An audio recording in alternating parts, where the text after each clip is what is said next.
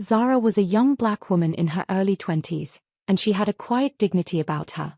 She wasn't tall, maybe 5'5", but she carried herself straight, like she had a secret. Her skin was a beautiful, deep cocoa color, and her hair was styled in neat, short twists that framed a face that was usually ready to smile. She didn't wear a lot of makeup, just a quick touch of lip gloss. Today, she was dressed in the cafe uniform, a dark, simple apron over a clean white t-shirt and comfortable dark jeans. She looked like a worker, ready for the day, but her eyes were the real story. They were large, expressive brown eyes, and right now, they looked tired. Zara wasn't just working to pay the rent, she was sending money back home to her widowed mother in Jamaica and trying to save up for nursing school. Every hour counted. The man who walked in next was everything Zara wasn't: loud, entitled, and moving like the world was his sidewalk. This was our other main character, Kwon. Kwon wasn't just wealthy, he was lethal. He was the head of a secretive, powerful organization, the kind of group that didn't like to be called Mafia, but certainly acted like it. He was in Toronto for a high-stakes, secret operation involving moving a huge amount of capital out of the country before authorities caught on. He felt untouchable. Kwon was Korean, with a sharp, angular face that usually looked bored or impatient. He was impeccably dressed, even for a casual meeting. Today, he wore a tailored, charcoal gray suit that probably cost more than Zara made in 6 months, a crisp white shirt buttoned all the way up, and no tie. His hair was slicked back, shiny and black as oil. He was taller than Zara by a foot and moved with a stiff, almost aggressive confidence. His eyes were small, dark, and always scanning, always judging. He looked like a man who never had to wait for anything, ever. Kwon walked past the small line of people waiting for their morning coffee, completely ignoring the basic rule of waiting your turn. He went straight to the counter. "Hey, buddy, the line starts back here," a man in a rumpled suit said from the back of the queue. Kwon didn't even turn his head. He just gave a small, dismissive shake of his hand. It was the movement of a king swatting away a gnat. Zara sighed internally. Dealing with entitled customers was the worst part of the job, and this one looked like a professional. She waited patiently for the current customer to pay, hoping Kwon would notice the glaring social cue and move back. He didn't. He slammed a gold card down on the counter. "I need a black coffee. Espresso shot, no sugar, no cream. And fast," Kwon demanded, his voice low and grating, delivered with a strong, clipped accent. Zara took a slow, measured breath. She looked Kwon right in the eye, not with anger, but with professional weariness. "Good morning, sir," she said, her voice smooth and gentle, contrasting sharply with his aggressive demand. "The line starts there, and I'll be happy to take your order when it's your turn. It'll just be a few minutes." Kwon stared at her. His face didn't change, but his eyes narrowed slightly, like he couldn't believe his ears. In his world, when he spoke, things happened instantly. "You don't understand," Kwon said, leaning over the counter just slightly. "I don't wait. I said I need the coffee now." The man from the back of the line now piped up again, a little louder. "She told you, pal. Wait your turn." Kwon finally turned his head, just enough to look at the other customer. He didn't speak. He just gave the man a long, cold stare, the kind of look that made the other man suddenly remember he was late for a meeting and needed to check his phone. The customer immediately fell silent and shuffled awkwardly. Kwon had that kind of power, the power of unspoken threat. He turned back to Zara, placing his hands flat on the counter. "Look," Kwon said, dragging the word out slowly. He let his gaze drift down to her name tag, then up to her hair, and then settled on her eyes. The look wasn't sexual, it was purely, devastatingly condescending. "I don't have time for this Canadian politeness. Hurry up. Just get the coffee. I'm giving you a massive tip." Zara felt a slow burn start in her stomach. It wasn't just that he was rude, it was the way he saw her, not as a person, but as a slow-moving obstacle. It was the casual disrespect, the assumption that her time, her rules, and her presence didn't matter. "Sir," Zara repeated, keeping her voice even, though it was a struggle. "I appreciate your business, but this cafe runs on a first-come, first-served basis. The customer before you ordered a latte and I need to steam the milk. It will be ready in 60 seconds. You may order after I serve her." Kwon let out a sharp, almost inaudible sound that might have been a laugh.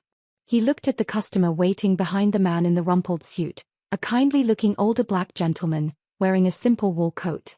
Kwon then looked back at Zara. "No, I don't think you do understand," Kwon said, lowering his voice until only Zara could hear it clearly. "I am giving you an instruction. Do you understand instructions? I do not wait behind people like them." He didn't even have to point to the line. The implication was clear. He was a rich, powerful man, and the line was full of common workers, and specifically, the last customer Zara was serving and the next man in line were black. His contempt was naked and ugly. In that instant, something inside Zara snapped. She had dealt with rude people, but never someone who so openly displayed such deep, casual prejudice and entitlement. This was more than just a bad customer. This was a man who believed the fundamental rules of decency and respect simply didn't apply to him or to her. She took the woman's latte, placed it carefully on the counter, and gave the customer a genuine smile. "Have a lovely day. That's $5.80. The customer paid and quickly left, sensing the tension. Now it was Kwon's turn. Zara looked at his gold card still sitting on the counter. She pushed it back toward him with the tip of her finger. "Sir, the customer before you has been served," Zara said. Her voice was still calm, but it was colder now, harder than glass. "Now, please step back 2 feet. When you speak to me with respect, I will take your order." Kwon looked genuinely stunned. Nobody talked to him like that. Not in his country, not in his organization, and certainly not a barista who he considered disposable. "Are you refusing service to me?" he asked, the danger in his voice becoming crystal clear. "I am asking you to respect the line and to speak to the staff with common decency," Zara countered immediately. "Do you want to apologize for cutting in line, and for the disrespectful comment you just made? If you do, I will happily take your order." Kwon's face darkened. He wasn't used to apologizing to anyone, let alone someone he viewed as far beneath him in the social hierarchy. He was here on a mission that held billions of dollars on the line, and he was being held up by a girl over a coffee. The absurdity of it made his blood boil. He snatched the gold card back off the counter, his movements sharp and fast. He didn't yell. Instead, he simply stood there, staring down at Zara with a look of pure, concentrated malice, the kind of look that made people resign from their jobs later that day. "You have no idea who you just messed with," Kwon stated, his voice barely a whisper, but it sounded louder than a scream in the small cafe. "Enjoy your little job. It won't last long." He turned on his heel and strode out, his expensive leather shoes clicking loudly on the tiled floor. He didn't get his coffee, but he made sure everyone in the cafe felt his fury leave with him. As the bell above the door jingled, the entire cafe was silent. The older black gentleman in the wool coat was the first to speak up. "Young lady," he said gently, approaching the counter. "That was incredible. You handled that like a pro." Zara felt a rush of adrenaline leave her body, replaced by a slight, shaky exhaustion. She managed a weak smile for the kind stranger. "Thank you, sir. What can I get for you?" "A large Americano, please," the man said. "My name is Elijah. And thank you for standing up for all of us." Zara took his order, feeling a warm, emotional gratitude for the support. But as she made the coffee, a cold knot formed in her stomach. That man, Kwon, wasn't just annoyed. He was furious. His parting threat felt very, very real. She had just stood up for herself and her community, but she had also crossed a dangerous man who had too much power and no moral compass. She looked out the window at the towering glass building across the street, wondering if he worked there, or if he just owned the people who did. She suddenly felt very small, and the city felt very big and very cold. This one moment, this brief, stupid argument over a place in line, was about to change the entire trajectory of her simple, hard-working life. Kwon wouldn't forget, and he certainly wouldn't forgive. As she handed the Americano to Elijah, Zara realized she was smiling, but it wasn't just a barista's smile. It was the defiant smile of a person who just chose integrity over comfort. It was the smile of someone who had just picked a fight with a giant. Kwon did not leave the daily grind and simply go about his business. Not a chance. For a man who ruled by fear and silence, being corrected, being ordered, by a coffee shop employee was not just an insult, it was a threat to his entire reality. His secret operation, the billions of dollars, the high-stakes meetings, none of it mattered right then. All that mattered was the stinging burn of humiliation he felt because of a girl in a white t-shirt. Kwon walked across the busy street, his jaw clenched so tightly it hurt. He was supposed to meet his associate, a smooth, nervous-looking man named June, inside the large glass tower. But he couldn't think about business. He couldn't focus on the coded messages or the transfer schedules. All he could see was Zara's calm, defiant face. He stopped just inside the lobby of the corporate building, a cold, marble canyon of wealth. He pulled out his phone and made a single, curt call to June, who was waiting on the 40th floor. "Cancel the meeting," Kwon commanded in Korean, his voice low and dangerous. "I have an urgent errand. Get me the name and address of the girl working at the cafe across the street. The one with the short twists. Now." June, who was always anxious around Kwon, didn't ask questions. He knew that tone. He promised to have the information within the hour. Kwon didn't wait an hour. He couldn't. His pride demanded immediate satisfaction. He didn't want to just find Zara's home address and send some hired muscle later. He wanted to destroy her publicly, exactly where she had embarrassed him. He wanted to do it with his own two hands, right in front of the people who had witnessed his temporary fall from grace. He walked back across the street, his whole demeanor radiating cold, expensive fury. He had planned on using his power and influence to ruin her job, but right now, he needed something faster and dirtier. He needed to make a scene. When he walked back into the daily grind about 10 minutes later, the line was even longer. It was the absolute peak of the morning rush.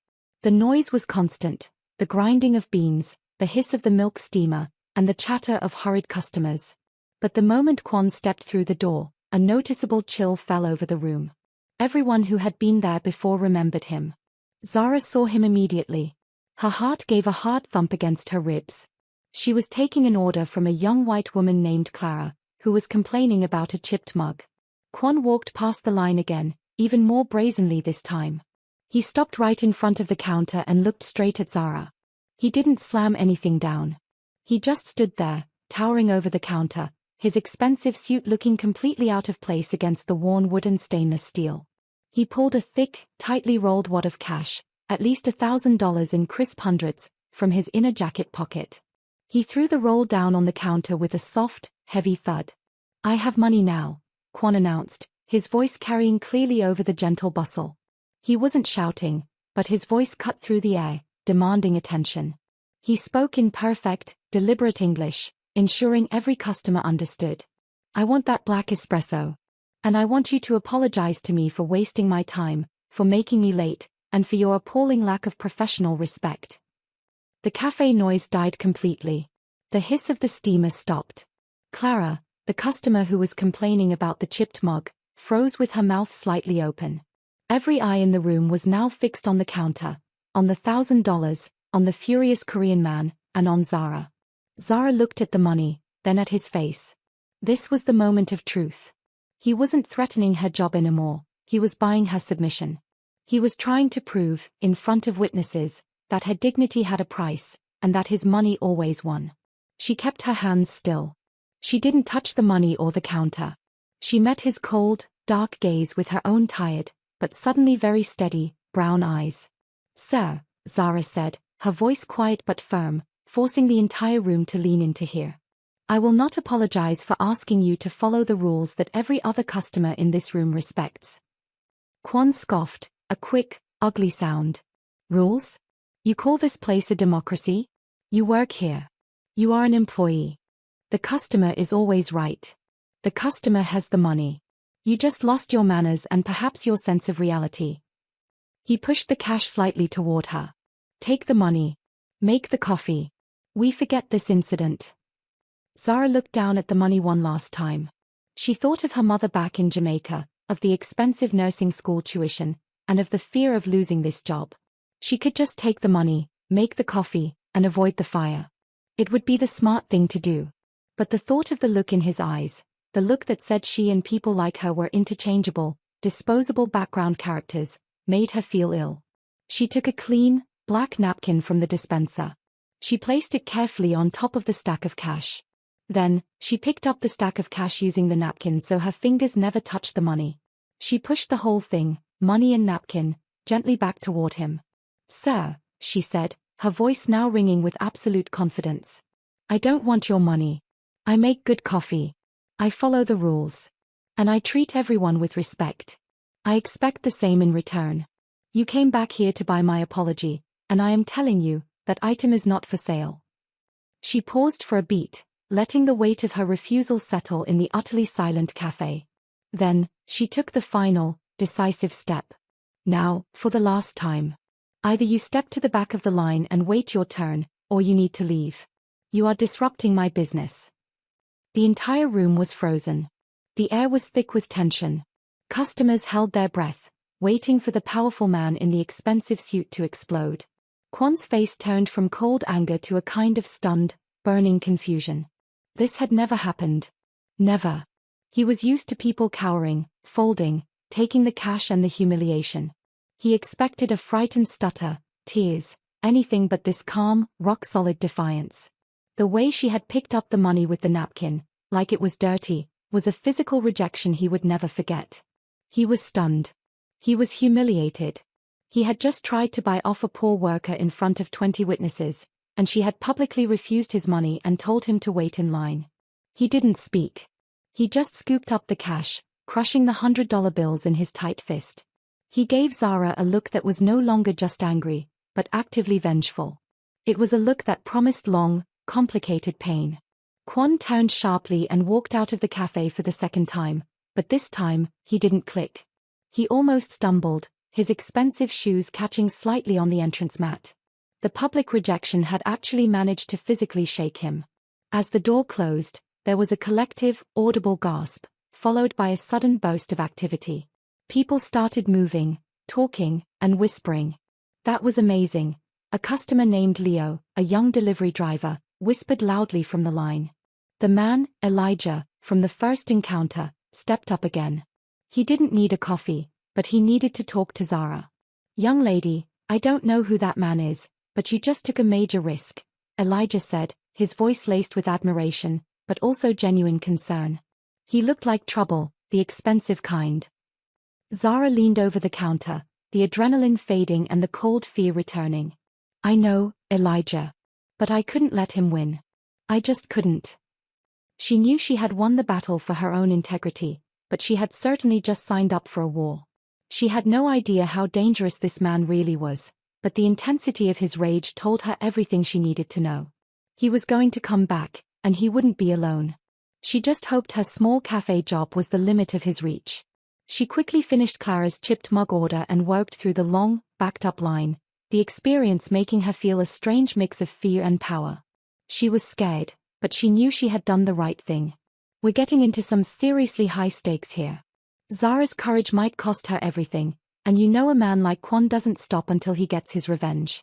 The rest of the morning dragged by slowly. Zara kept glancing nervously out the window at the glass tower, half expecting Kwon to walk in with uniformed police or the manager, but the day stayed quiet. About an hour after the confrontation, just as the lunchtime rush was beginning, her phone buzzed with a text. It was from her manager, Ms. Vivian, a stern but fair woman who looked after the cafe like it was her own home. The text simply said, "Need you in the back office now. Big complaint." Zara's stomach dropped. This was it. Kwon hadn't come back, he had called. She was sure she was about to be lectured, or worse, fired. She asked Clara, the colleague who had been complaining about the chipped mug, to cover the counter. Zara walked into the tiny back office, which smelled faintly of stale coffee and cleaning supplies. Ms. Vivian was sitting behind the small desk. She was a middle-aged white woman with a precise haircut and glasses that sat low on her nose. She looked serious, but not angry. She held a pad of paper and a pen. "Sit down, Zara," Ms. Vivian said, her voice dry and measured. Zara sat, folding her hands tightly in her lap. "Ms. Vivian, about the man this morning." "I know about the man this morning," Ms. Vivian interrupted gently. "I was told about the man who cut the line, threw a lot of money at you, and demanded an apology. I was told about the 2 times he disrupted the flow of business." Zara swallowed hard, preparing her defense. "I understand if I'm in trouble, but he was incredibly rude, and I had to stand up for the rules." Ms. Vivian pushed the notepad across the desk. On it, in neat cursive, was written the name, phone number, an email address of a major corporate CEO whose company occupied the top 10 floors of the tower across the street. This man, Ms. Vivian said, tapping the pad with her pen, called me personally 15 minutes ago. He apologized profusely for the behavior of a third-party contractor that was meeting with him today. He said this contractor was extremely important, but that their behavior was unacceptable.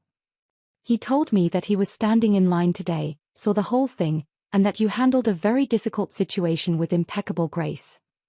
Zara stared at the notepad, utterly bewildered. He said he saw you refuse the money and stand your ground. Ms. Vivian continued, a small, genuine smile forming on her lips. He said that if every employee in this city had your dedication to integrity, the world would run better. Zara felt a dizzying mix of relief and shock. The old man, Elijah, must have been someone important, someone who witnessed the whole scene and decided to step in. So, you're not fired? Zara whispered, afraid to break the good news. Ms. Vivian let out a soft laugh. Fired? Zara, he called to offer you a bonus equal to 2 weeks' salary, and he told me that if I ever fire you, he's pulling his corporate catering contract from us. He then personally guaranteed that the man you argued with, his contractor, Mr. Kwon, will be banned from stepping foot into this cafe again, by order of his corporate security. Zara felt the tight knot in her chest finally dissolve. She wasn't just safe, she had won. Her courage had not only saved her dignity but had been rewarded by a kind stranger who had a surprising amount of clout. He also told me, Ms. Vivian added, her voice dropping to a conspiratorial whisper, that the contractor, Mr. Kwon, was immediately dismissed from his meetings because of his display of arrogance, and he was forced to leave the building. He hasn't just been humiliated in front of you, he's been humiliated in front of his powerful associates, and he failed his high-stakes mission. All because he couldn't wait 3 minutes for a coffee. Zara couldn't help but grin, the fatigue and fear washing away. The proud, powerful man who had tried to crush her was the one who had been crushed, by a far greater power, the kind of quiet integrity that even the rich and powerful sometimes respect. Her strength had not only defended her, but it had instantly dismantled his business plan. Justice, swift and complete, had been served. She thanked Ms. Vivian profusely, feeling a profound gratitude for the kind stranger, Elijah, whose intervention had truly saved her day. She walked out of the office and back to the counter with a new spring in her step and a newfound confidence. She had stood up to a bully who had tried to use money and prejudice as weapons, and she had won. She knew Kwon's vengeance might still come back in some other form, but right now, standing behind her counter, making a simple latte for a common person, she felt an immense wave of hope. She was poor, but she was not powerless. For a man like Kwon, failure was a myth, and embarrassment was a curse. His humiliation in that little Toronto cafe wasn't just a bad moment, it was a disaster. Not only did a coffee girl defeat him, but her actions directly led to the cancellation of a multi-billion-dollar operation, causing him a massive loss of face in front of the people he was supposed to impress. Kwon flew into a silent, freezing rage the moment he got back to his penthouse suite, a temporary, incredibly luxurious spot he rented in the city's most exclusive high-rise. He didn't break anything or shout at anyone. That was the cheap anger of common people. Kwon's anger was cold and meticulous. His associate, June, was already there, pacing nervously by the floor-to-ceiling window that showed the entire city laid out like a toy. June was a slight man, younger than Kwon, with a perpetual look of fear in his brown eyes. He was dressed well, but his suit never looked as natural or as menacing as Kwon's. Did you get the information? Kwon asked, stripping off his ruined charcoal suit jacket and tossing it onto a silk-covered chair as if it were contaminated.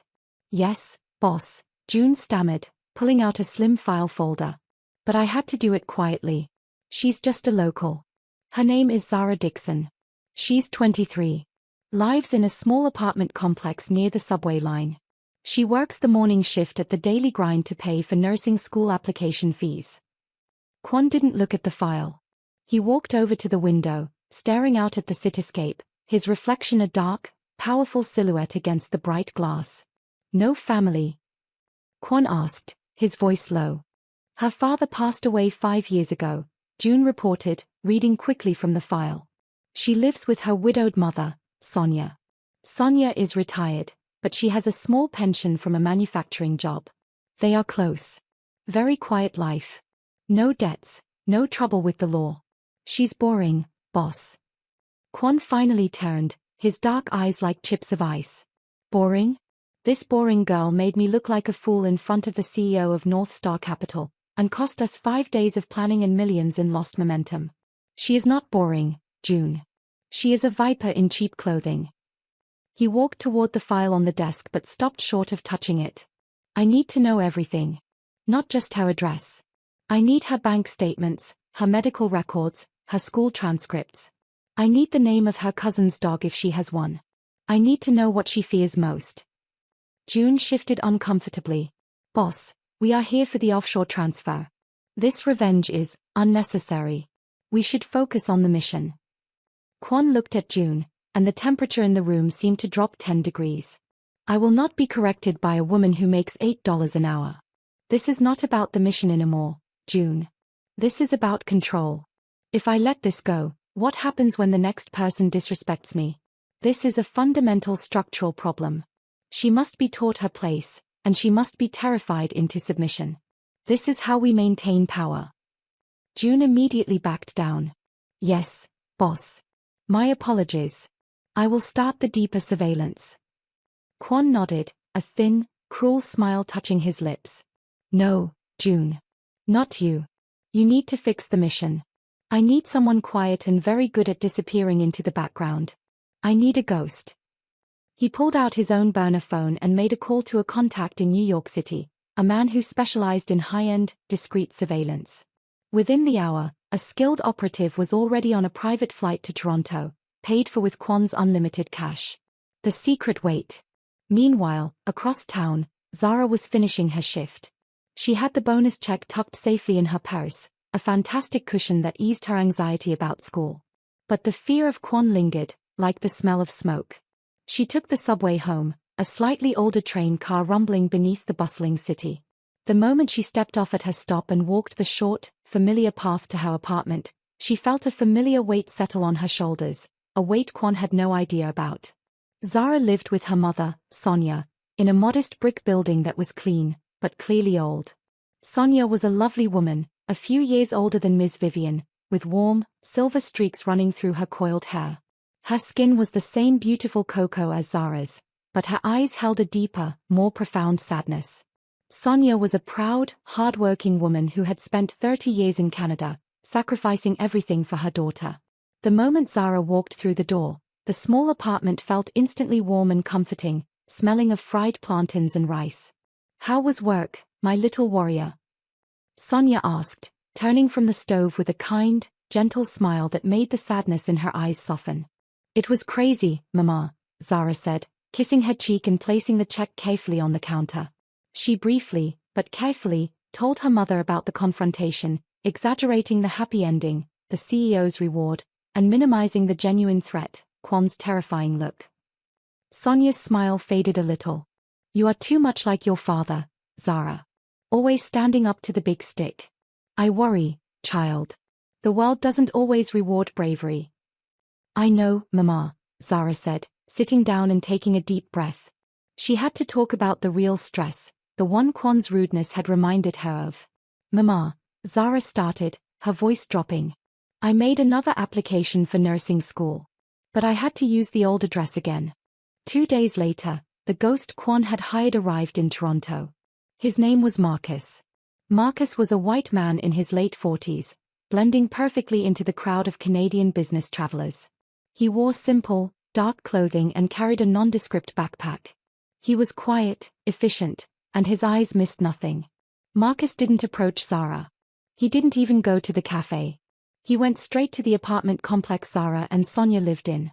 He found a small, cheap room to rent across the street. He looked less like a spy and more like a divorced man starting over. He spent the first afternoon simply watching the building. He observed the times Zara and Sonia came and went. He noted their routines, their habits, and their friends. He took pictures of Zara leaving for her morning shift, her face tired but determined. He reported back to Kwon that evening. "She's clean, boss," Marcus reported over a secure line. "No boyfriends, no bad habits. She takes the subway to the cafe, works, comes home, studies. The mother is retired. Standard working-class family. Nothing to use against her. Kwon was annoyed. Keep digging, Marcus. Look for the discrepancy. Everyone has a secret.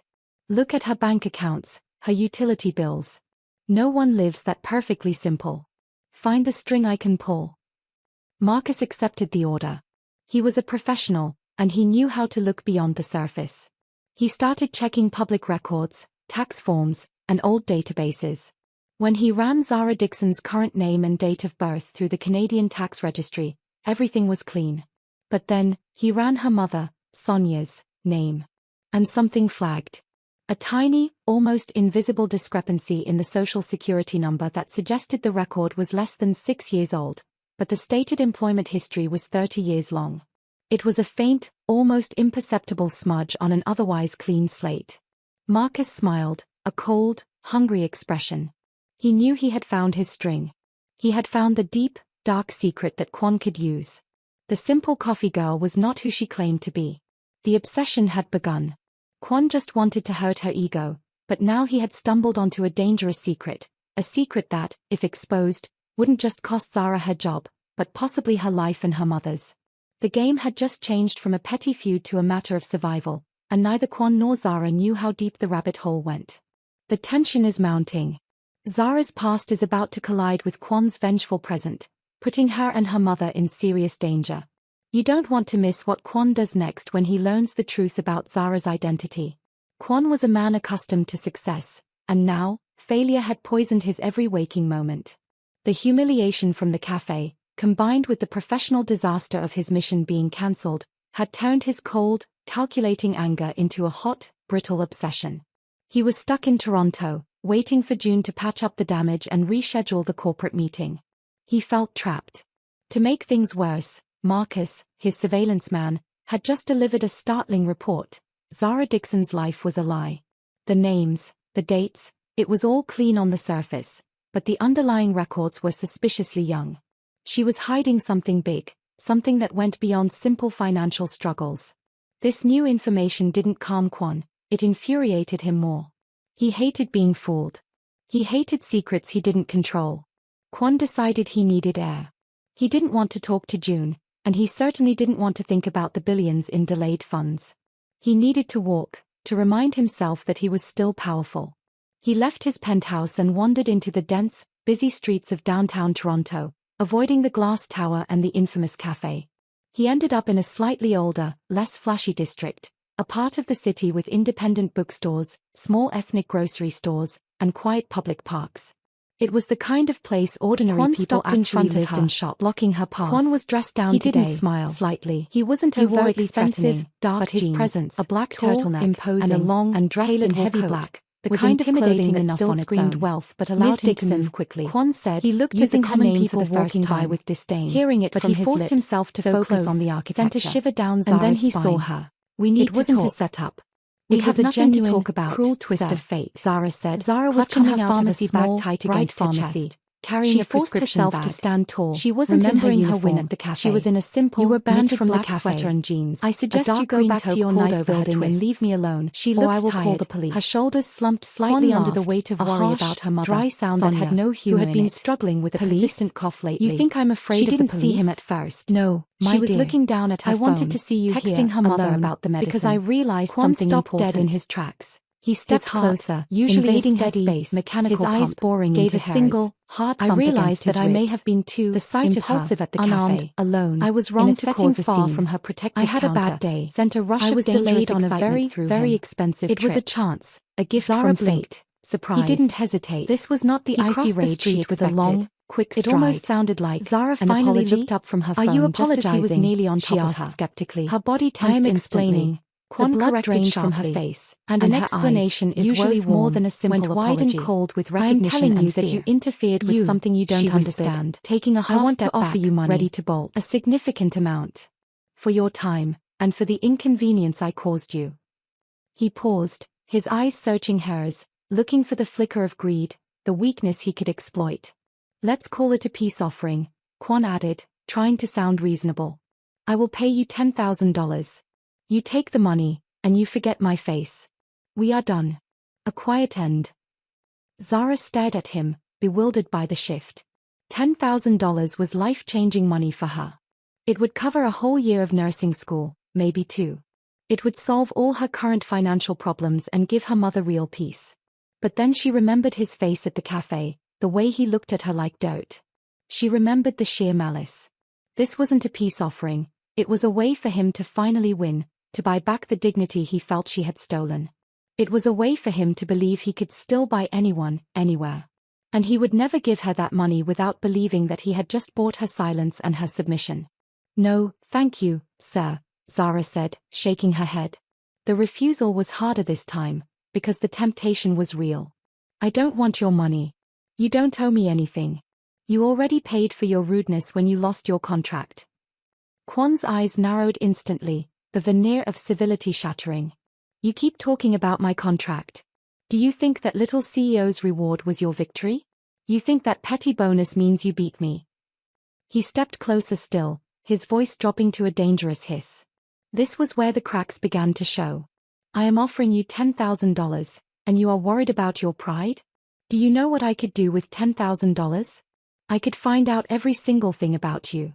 I could find out where you came from, why you moved to this city, and what kind of messy past you are running from."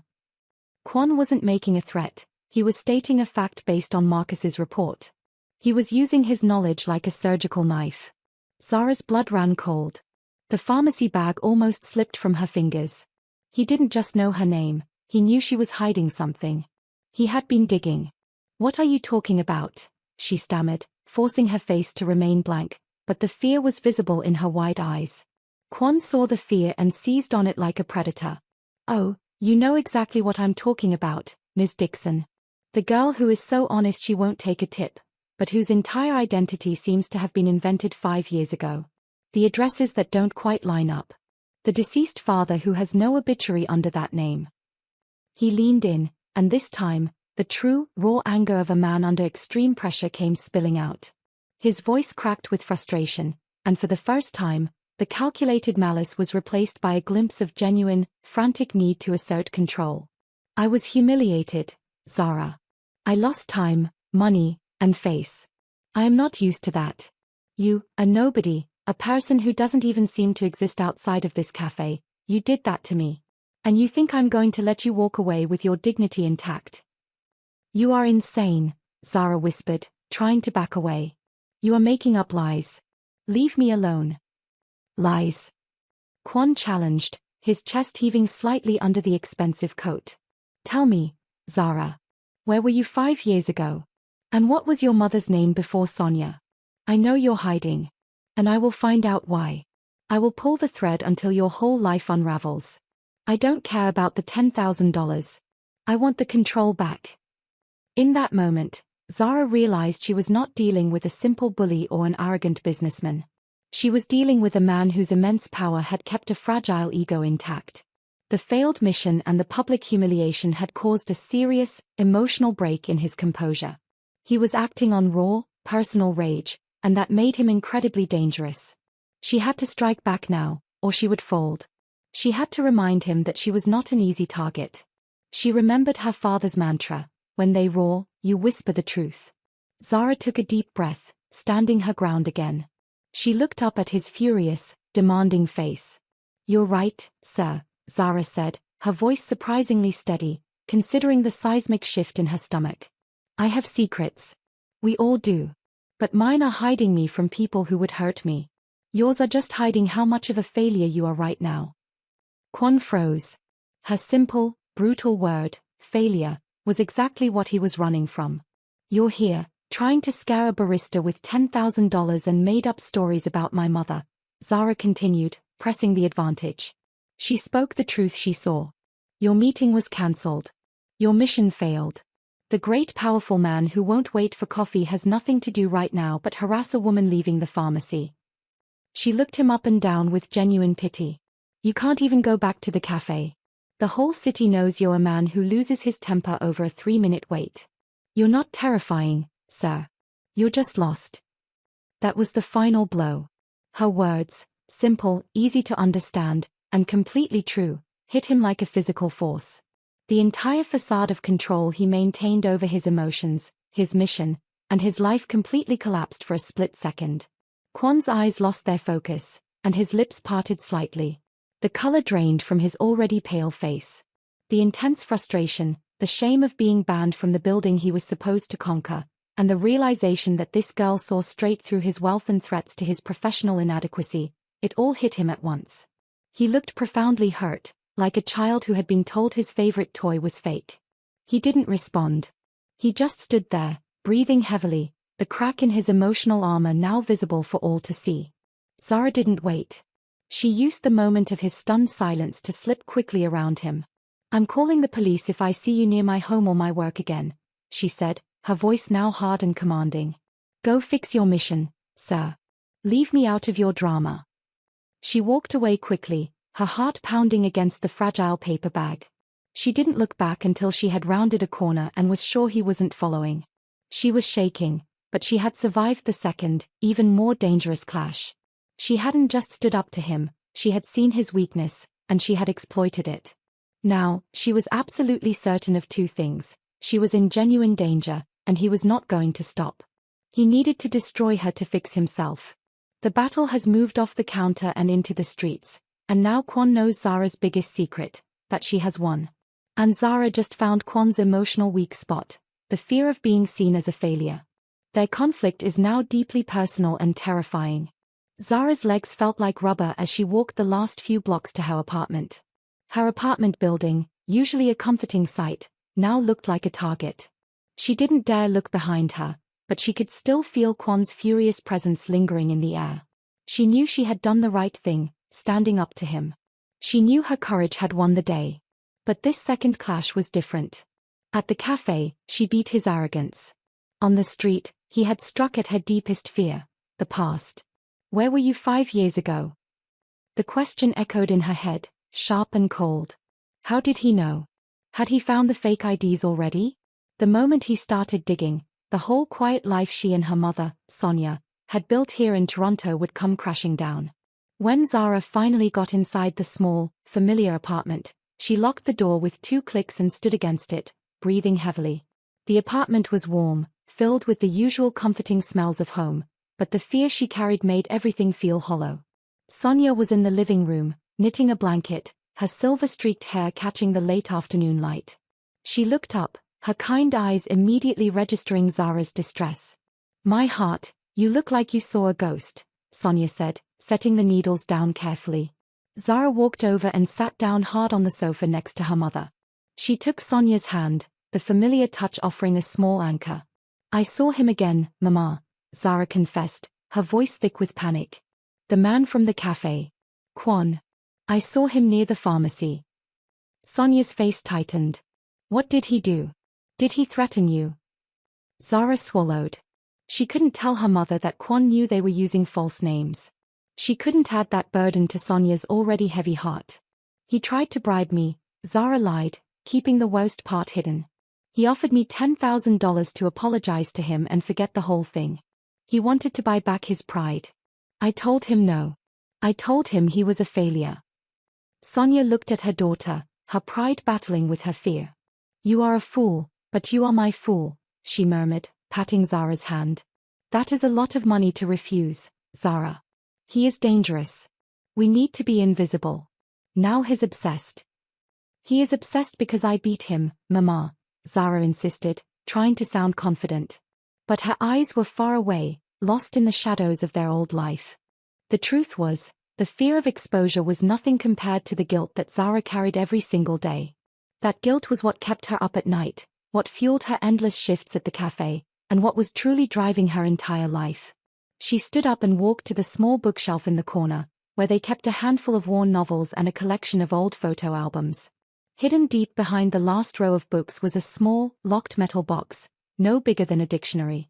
Sonia watched her, the deep sadness returning to her eyes. They both knew what was in that box.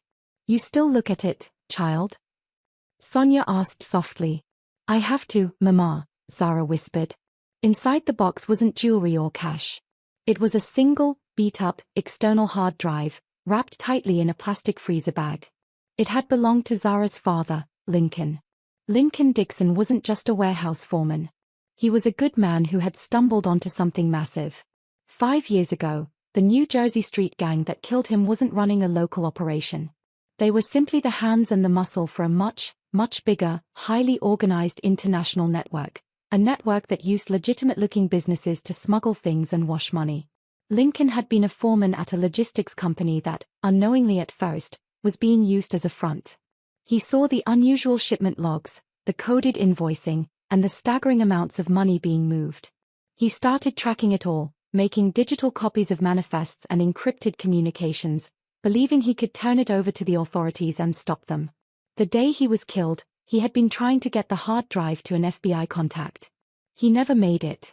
Zara knew that hard drive held all the evidence, years of financial manipulation, coded communication logs, and the names of the powerful people at the very top of the syndicate. It was a time bomb. Zara's mission was simple, dangerous, and completely unavoidable. She had to finish what her father started. She didn't just want to hide. She wanted justice for Lincoln. The moment they settled in Toronto and established their false identities, Zara's focus shifted. She didn't want the gang to just be looking for her, she wanted to find the gang, and crush them with the truth her father died to protect. She had spent the last 5 years educating herself, not just in nursing, but in cryptography, corporate law, and information security, all from free, online courses. She was preparing the hard drive, learning how to decrypt the files and separate the web of lies from the truth. She wanted to present the authorities with an ironclad case that would put the people who ordered her father's death behind bars forever. I was so close to finishing the decryption on the main ledger file, Zara confessed to her mother, holding the hard drive like it was a heavy stone. It's the key piece. It names the corporate directors, MEMA, the ones who hide the muscle. But it's the last layer of encryption. It's too complex for me to break without risking a complete wipe of the data. Sonia watched her with a mixture of love and terror. Child, your father knew the risk. Let it go. We have survived. That is the justice we need. No, Mama. Surviving is a gift. Justice is what we owe him, Zara insisted, her brown eyes blazing with a fierce, quiet intensity. Every day I refuse to act is another day I feel responsible for him not finishing the job. I can't go to nursing school until I do this. I can't live a lie knowing the truth is in this box. The guilt was overwhelming. If only Lincoln hadn't started tracking the records. If only she had urged him to go to the police sooner. If only she had been home that night. That guilt was her engine. Now, Zara felt an icy spike of fear that had nothing to do with her old life and everything to do with her present problem, Quan. The international criminal network her father had exposed had one main corporate function: massive, untraceable capital transfers. They had partners all over the world, including the brutal local gang that killed Lincoln in New Jersey, and they had financial managers at the top making the big decisions. Zara stared at the hard drive, then out the window toward the glass tower where Quan had his failed meeting. Mama, Zara said, her voice barely a whisper, a terrifying realization washing over her. Quan's mission. The one he failed because of me. The one he was trying to push through North Star Capital. What about it, child? Marcus, my father's friend who helped us disappear, he told me about that company years ago. They are a third-tier financial partner in the network my father was investigating. Not the head, but a crucial link. Sonia's eyes widened with pure dread. You mean, that Korean man is connected to them? The people who killed Lincoln? Quan is here to oversee a massive financial transfer, Zara confirmed, nodding slowly, her heart now racing. If my father's evidence exposed the network's corporate heads, it would cripple their ability to move money. Quan is the money man. He is the high-level financial manager for this international syndicate. The New Jersey gang was just their local muscle. Quan is the CEO of the company my father exposed. The reality was crushing. Zara hadn't just angered a random rich man, she had stumbled into a direct conflict with the very organization that had murdered her father and forced her to live a life of fear and deception. The simple dispute over a cup of coffee was not an accident. It was a head-on collision between her past and the heart of the organization she was hunting. Quan didn't just pose a threat to her fake identity, he was the central target of her father's secret mission. And now, thanks to Marcus's digging, Quan knew she was hiding something, and his curiosity would lead him directly to the hard drive, the evidence, and the complete destruction of his own operation. Zara closed the metal box with a quiet, decisive click. The fear was still there, but it was now overshadowed by a burning sense of purpose. Her isolation was over. Her mission was no longer something she did alone in a dark room. It had just walked right into her life, demanding that she act. Kwon was looking for a ghost with a hidden past. Zara was about to reveal that the ghost was actually the only person on the planet who had the evidence to sink his entire empire. She just had to finish decrypting that final file before he exposed her. She looked at her mother, a new determination shining in her tired eyes. "I'm not putting the hard drive away, Mama. I'm starting to work on the last file tonight." This is the turning point, the crucial link that throws Zara and Kwon into a high-stakes, life-or-death battle. Zara, the simple barista, is now unknowingly holding the key to the entire operation Kwon is here to fix. She has the evidence, and he has the resources to destroy her. The stakes couldn't be higher. While Zara was wrestling with her father's hard drive, trying to uncover the secrets of her past, the man who had exposed her, Kwon, was spiraling into a deep, destructive obsession. He was sitting in his ridiculously expensive penthouse suite in Toronto, surrounded by silence and marble, but all he could see was the defiant face of a barista. Kwon wasn't working. He wasn't restructuring the failed financial transfer. He wasn't making important calls to Seoul to apologize for the delay. He was simply staring at the detailed file Marcus, the operative, had sent him, the file on Zara Dixon. He looked at the tiny discrepancies Marcus had found, the mismatched addresses, the 5 years of missing records, the suspiciously fresh social security number for her mother, Sonia. This quiet girl who made coffee was running from something enormous. And she had the nerve to call him a failure. Kwon felt a dangerous mix of hatred and admiration. He hated her because she had humiliated him, but he admired her because she was clearly a survivor, a formidable opponent who had built an entire false life around her mother. His lead associate, June, was the first to realize how deep the boss's distraction ran. June was in the suite, trying to look busy by organizing stacks of financial reports, but his real job was to manage Kwon and keep the mission on track. June cleared his throat nervously. "Boss, the new transfer schedule is ready. We can finalize the move by the end of the week if we leverage the Shanghai assets instead of the Toronto account. We just need your final sign-off on the coded sequence." Kwon didn't move. He didn't even acknowledge June's presence. He was scrolling through the blurry, long-lens photos Marcus had taken of Zara leaving her modest apartment building. "Boss, did you hear me?" June tried again, his voice rising slightly with anxiety. "The delay is already causing severe pressure from Mr. Beck in Hong Kong. They are threatening to pull the capital." Finally, Kwon turned. His eyes were not focused on June, but somewhere far behind him. "Mr. Beck is weak," Kwon said dismissively, his voice flat. "Let him pull it. We don't need his peasant money. What did Marcus report today?" June stammered, pulling the latest surveillance report from his jacket. He couldn't believe this was happening. A multi-billion-dollar syndicate operation was secondary to finding out what a coffee girl ate for dinner. "Marcus reports she went to the library today, boss. She took out books on computer security and cryptography. She's studying the science of breaking codes. And she spent 4 hours on an old laptop, connected to the library's Wi-Fi. He couldn't hack the connection, but she was looking at dense financial schematics." Kwon's eyes brightened, a cruel, cold spark lighting them up. "Aha. So she's not just a barista. She's a thief. She's trying to steal secrets. She's studying how to break into things. She's a professional problem. Or she's studying for a test, boss. She's applying to nursing school," June offered weakly. Kwon shot him a silencing look. "Nursing school doesn't require codes, June. This is deeper than a simple revenge. She has something. She knows something. I want to know what she was looking at. Send another man. A technical expert. I want that laptop compromised." June felt a wave of icy panic wash over him.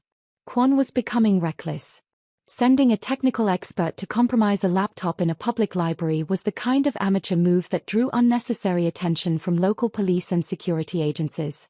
"Boss, respectfully," June began, choosing his words with extreme caution. "You are becoming distracted. This Toronto transfer is already 5 days late. This is a crucial link in the supply chain for the entire syndicate. Other leaders are watching. They smell weakness. June was absolutely right. The sprawling, secretive international crime syndicate that Kwon worked for, the same one Zara's father had died trying to expose, was not a friendly place. It was a vicious ecosystem full of ambitious, hungry men who spent their lives waiting for a rival to fail.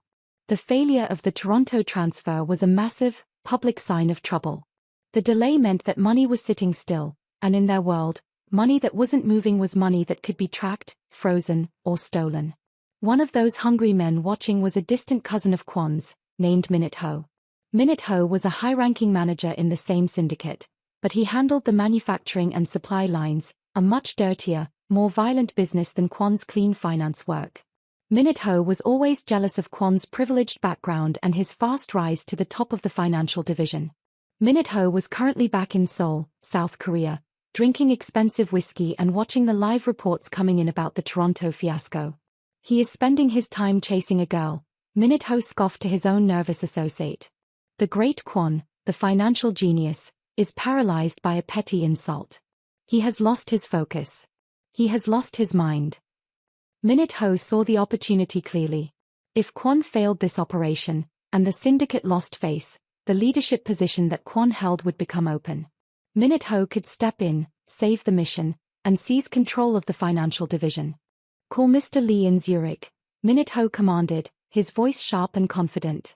Tell him that Kwon's coded sequence is compromised, and the Toronto account is too hot. Suggest that we should manage the withdrawal through the Zurich platform instead. Tell him that Kwon is suffering from personal instability. The pressure wasn't just internal. Minute Ho was actively stirring the pot, telling lies and half-truths to ensure Kwon's failures looked irreversible.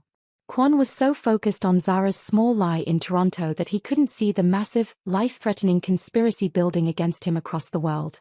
But the most dangerous blow to Kwon's reputation and stability wasn't coming from a jealous rival like Minute Ho, it was coming from his own home. Kwon was engaged to be married.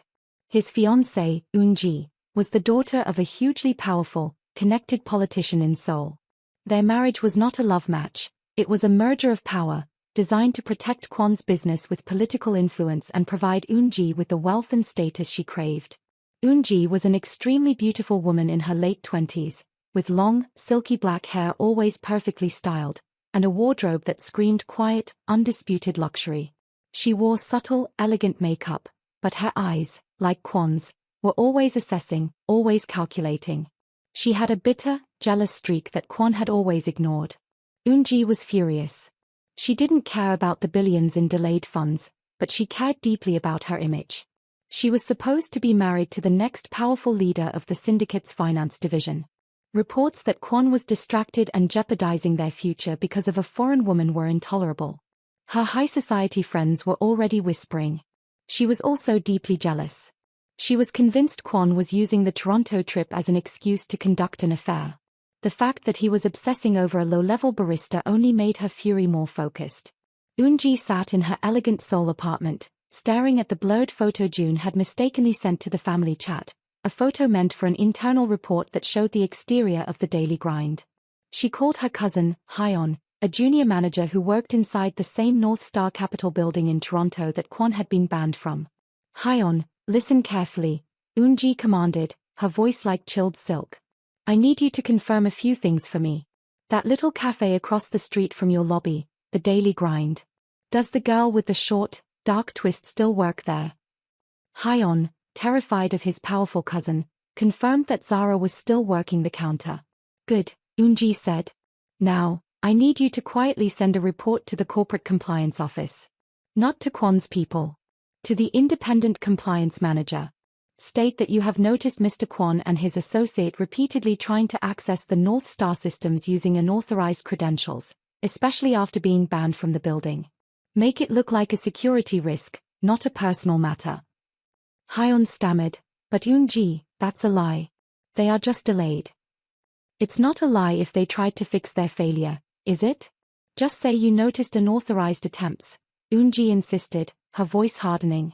If the corporate compliance manager sees a security risk tied to the massive financial operation that just got frozen, he will have to report it up the chain, directly to the regulators. This will freeze Kwon's accounts and assets in Canada immediately. He will be forced to come home. Eunji's plan was beautiful and simple in its cruelty. She didn't want him dead, she just wanted him ruined and brought back to Seoul, where she could regain control over him. She was pulling the kind of strings that Kwon, with all his money, couldn't cut. Kwon, still stewing in his penthouse and planning how to expose Zara's hidden past, remained completely oblivious. He was focused on the small threat right in front of him. He was sending a technical expert to compromise a single laptop, convinced that Zara held the key to his revenge. He had no idea that 1. Minute Ho was actively destroying his reputation within the syndicate. 2. Eunji was using corporate security protocols to freeze his Canadian assets and force him into a global regulatory investigation. 3. Zara's encrypted hard drive, the one he was desperately trying to find, didn't just hold the key to her past, but the literal evidence to destroy his entire financial division and send him to prison for life. He thought he was the hunter, but he was actually walking into a complex, multi-layered trap set by his own ambition, his jealous fiancé, his greedy rivals, and a brave barista with a secret hard drive. Kwon picked up the phone to call Marcus again, demanding more details about Zara's mother's medical history. He was blind to the fact that his world was crumbling around him, all because he couldn't stand 3 minutes in line for a cup of black coffee. The stage was set for a massive collision. For 3 days, Zara had barely slept. She was obsessed, fueled by coffee and the burning conviction that she had to finish her father's mission. The fear that Kwon knew her secret only increased her urgency. Every hour she waited was an hour Kwon's men were digging deeper into her life. She sat at her small, rickety desk, the hard drive from her father, Lincoln, plugged into her aging laptop. The final encryption layer on the ledger file, the one that named the corporate heads of the syndicate, was impossible to crack with the software she had. It was a military-grade lock. "I need a better key," Zara muttered to herself. She realized she needed a specific, powerful piece of decoding software, and she couldn't download it from her apartment's Wi-Fi. It was too risky. She needed a secure connection and a disposable computer terminal. She had an old contact, a kind but shady electronics repairman named Mr. Chen who ran an obscure shop in a rough industrial section of Mississauga, outside of Toronto. Mr. Chen was known for ignoring questions and having the best, most expensive tools for any technical problem, no questions asked. It was late, close to midnight, but she couldn't wait until morning. "I'm going out, Mama," Zara told Sonia, who was asleep on the sofa. "Just for an hour. I need to print something for school." Sonia just mumbled and shifted, allowing Zara to slip out quietly, wearing a heavy, oversized jacket to blend in and carrying her precious hard drive deep inside an inner pocket. The industrial district of Mississauga was a labyrinth of steel warehouses, closed loading docks, and dark, empty streets. It was the kind of place where bad deals went down and nobody asked questions. Mr. Chen's shop was hidden in a dead-end alleyway, marked only by a faded neon sign reading Fix IT. Zara walked down the dimly lit alley, her heart pounding a quick rhythm against her ribs. She finally spotted the shop and saw a light on inside. Just as she was about to reach for the handle, she stopped dead. She heard voices. Low, sharp, and definitely angry. One voice was cold, with a thick New York accent. The other was Canadian, fast, and aggressive. They were standing deep in the shadows between 2 large delivery trucks, hidden from the streetlights. Zara recognized the New York accent instantly, and a wave of pure nausea hit her. It was the voice of Dante, the local boss of the New Jersey street gang, the crew who had killed her father. He was here, in Toronto. Marcus's digging must have alerted them that their loose ends might be exposed, and they had traveled north to clean up their mess. Dante was a large, brutal-looking man, dressed in a thick leather jacket, and he was flanked by 2 equally menacing men. They looked like professional muscle, not businessmen. The other group consisted of 3 men in tracksuits, local Toronto thugs, known for extorting money and violence. Let's call them the Aces. Dante was holding a man in a rumpled suit against a brick wall. This man was clearly a low-level accountant or courier, someone who worked for Kwon's syndicate, but was completely out of his depth. "You're late, and you're short," Dante snarled, pushing the courier's head hard against the bricks. "The package was supposed to be delivered 3 days ago. Your boss, Kwon, is messing up the schedule, and my boss doesn't like a delay." The terrified courier stammered, "I don't know anything. The transfer is frozen." "Ask June. I'm just a runner." "We don't ask," one of the Ace's men cut in, stepping forward. "We take. Kwon's money is stuck, so we take what you owe us. You pay us for wasting our time." This was the dangerous intersection. Dante's New Jersey crew, working for the same syndicate as Kwon, was trying to fix the mission delay on their end. But the Aces, the local Toronto rivals, were simply using the chaos to shake down Kwon's people and steal the money they thought was vulnerable. Zara was walking into a conflict between the past, Dante, and the present, the Aces, fueled by Kwon's failure. Zara knew she needed to run, but her feet were frozen. She was hidden behind a dumpster, clinging to the shadows. She couldn't believe Dante was here. He was the most direct, visceral link to her father's death. Suddenly, the situation exploded. The courier, desperate and panicked, shoved Dante and tried to bolt down the alley. "Get him!" Dante roared. The fight broke out immediately. The Aces and Dante's men turned on each other, believing the courier was a distraction. Knives flashed, and a metal pipe scraped against the concrete. The courier screamed as he was tackled, and the air filled with the sounds of brutal, immediate violence. Zara knew she had to get out. She turned to retreat back toward the street, but just as she did, one of Dante's men, trying to flank the Aces, spotted her movement behind the dumpster. "Hey! Who's there?" the man yelled, turning and pulling a small, heavy object from his pocket, a handgun. Zara didn't think, she bolted. She ran straight into the alley, making a dash toward the dimly lit street, her heart hammering wildly. "Stop her!" She saw everything. Dante yelled, abandoning the courier to focus on the witness. Dante was ruthless. He couldn't afford any more complications in this city. If she saw his face, she had to disappear forever. Zara ran past the fighting men, adrenaline overriding the fear. The man with the gun raised his arm, taking aim. Miles away, sitting in a black SUV parked discreetly near Zara's apartment, Marcus, Kwon's surveillance ghost, watched his multiple screens. He wasn't a detective, but a highly skilled military-grade operative. Suddenly, an alarm blared softly on his dashboard. It wasn't a civilian panic button, it was a specific frequency tracker Marcus had secretly placed on Zara's phone after their second clash. It told him two things. 1. Her location, the desolate Mississauga Industrial District. 2. The threat level, her phone was moving too fast, too erratically, showing a high level of panic and danger. Marcus immediately ran the address through a crime database. He recognized the location, a known drop-off point for low-level syndicate activity. He quickly calculated the odds. Zara was either meeting someone dangerous, or she was caught in a serious crossfire. Marcus didn't care about Zara. He cared about his job. Kwon had paid him a fortune to find out her secret. If she died now, the secret died with her, and Marcus wouldn't get paid. More importantly, Kwon would be furious, and that was the most dangerous outcome of all. Marcus immediately called Kwon. Kwon was back in his penthouse, playing a tedious game of strategy on his tablet while ignoring June's attempts to fix the Shanghai transfer. "Marcus, what is it?" Kwon snapped, annoyed at the interruption. "Boss, Zara Dixon is running for her life in the Mississauga Industrial Zone. Coordinates attached. She's at a hot zone, likely a turf war. If she dies, you lose everything she knows. She's being pursued by men with guns." Marcus's voice was crisp and devoid of emotion. Kwon stared at the coordinates Marcus had sent, which flashed briefly on his tablet. He saw the distance, the danger, and the immediate, terrifying reality. The last connection to her secret, the last way to get his revenge and regain his control, was about to be extinguished. His first, instinctual thought was, good. Let her be erased. But then, the realization hit him with the force of a punch. If Zara died now, his curiosity would never be satisfied. His revenge would be incomplete. He would never know what massive secret she was hiding, and he would never get the satisfaction of watching her crumble. She would win by dying, escaping the consequence of her defiance.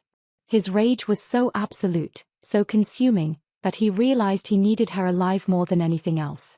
He needed to be the one who ended her. He needed to control her fate. "June," Kwon commanded, slamming the tablet down. "Get the car. We're going to Mississauga." Move. And bring 3 of the heavy security detail. Now. June, utterly baffled, didn't question the sudden, insane shift in priorities.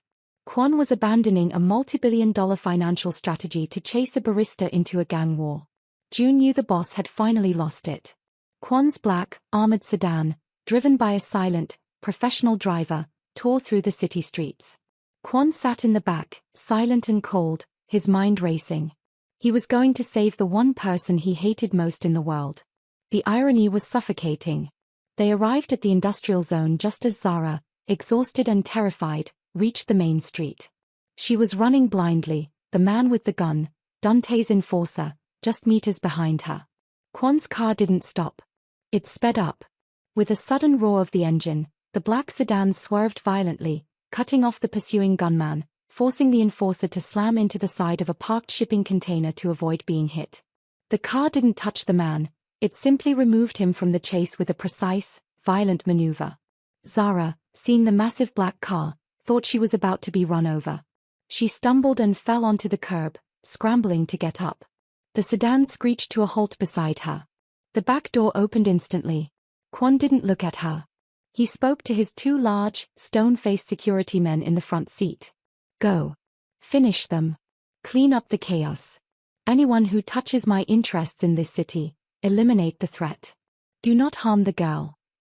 The security men, dressed in simple black suits, were out of the car and back into the dark alley in less than 3 seconds. They were professionals, moving like lethal shadows. The sounds of the renewed fight were muffled, then quickly silenced by professional, precise force. Kwon finally looked at Zara, who was staring up at him, her chest heaving, her eyes huge with panic and confusion. Get in the car, Kwon ordered, his voice flat, devoid of emotion, like he was ordering room service. Zara, seeing the expensive suit, the cold eyes, and the sheer audacity of the rescue, was more terrified now than she was in the alley. No.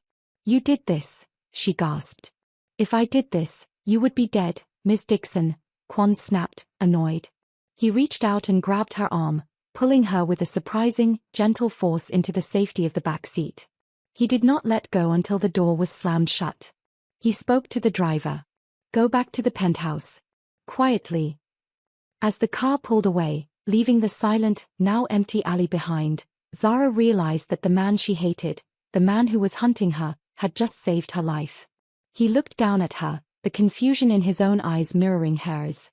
He had intervened, not for justice or kindness, but because she was a valuable piece of his own twisted game of revenge. He had just gone against every instinct he had, proving to himself and to her that his obsession was now fully in control of his life.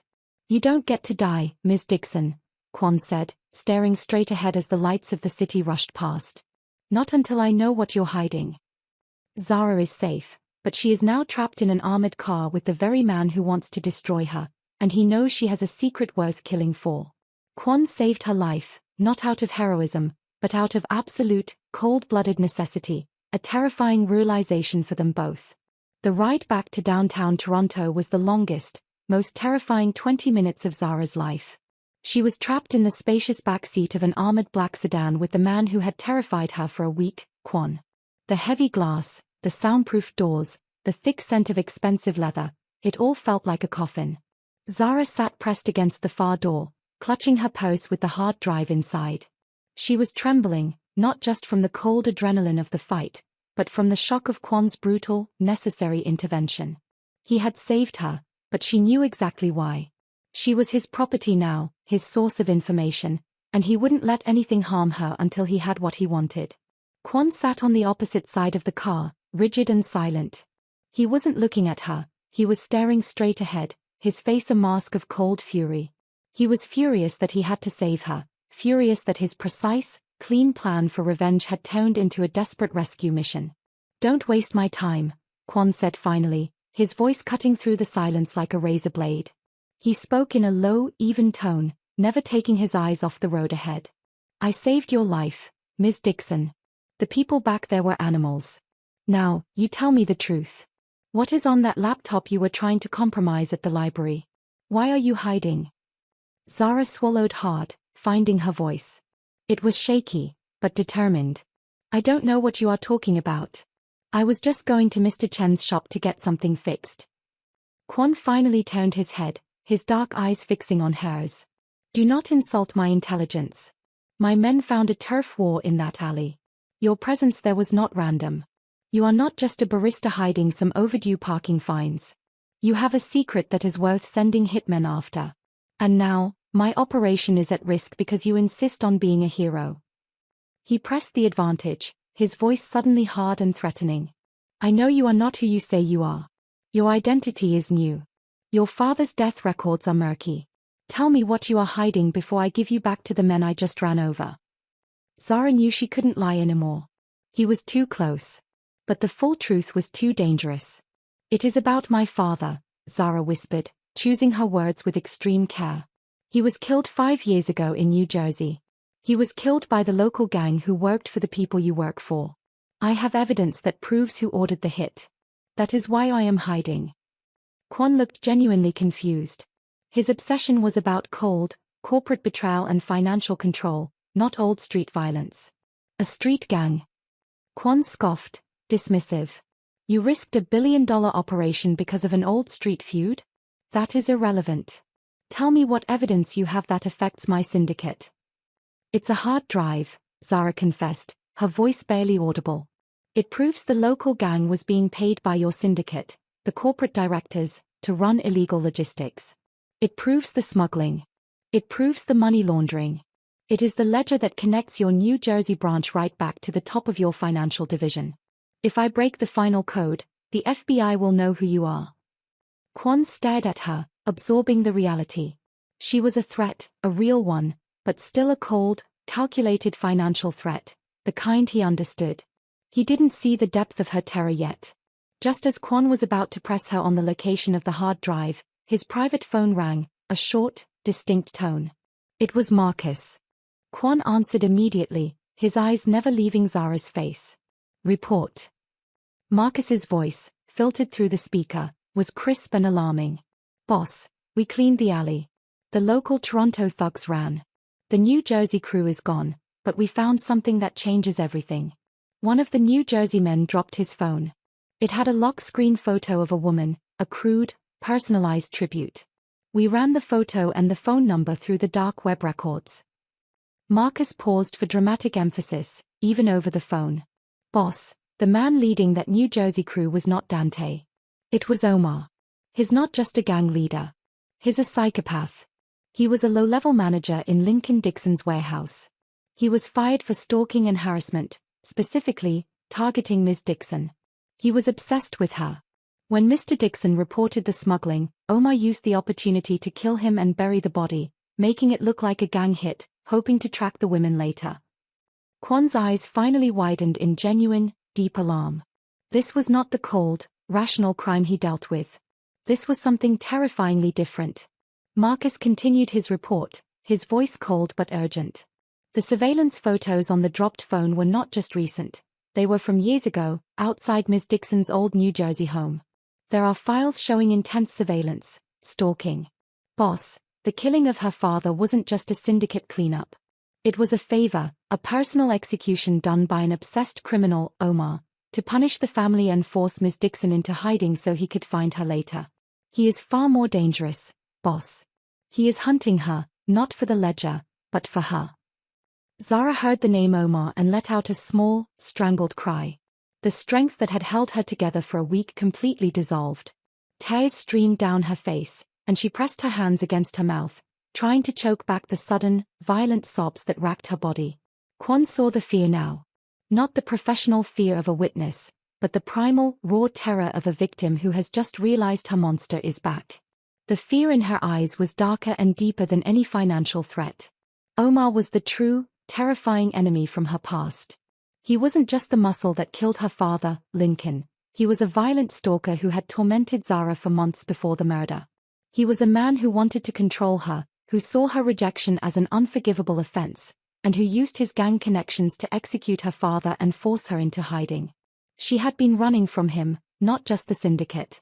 Kwon, who had spent his life dealing with clean spreadsheets and quiet, impersonal corporate murder, was suddenly confronted with this ugly, visceral, deeply personal crime. He realized that this man, Omar, was not interested in assets or ledgers. Omar wanted Zara. And a man motivated by obsession and malice was unpredictable, sloppy, and infinitely more dangerous to Kwon's professional safety than a dozen rival gangs.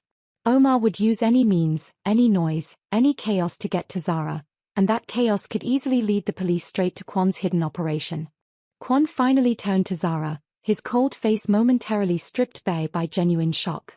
Omar, he repeated, the name tasting foreign and repulsive.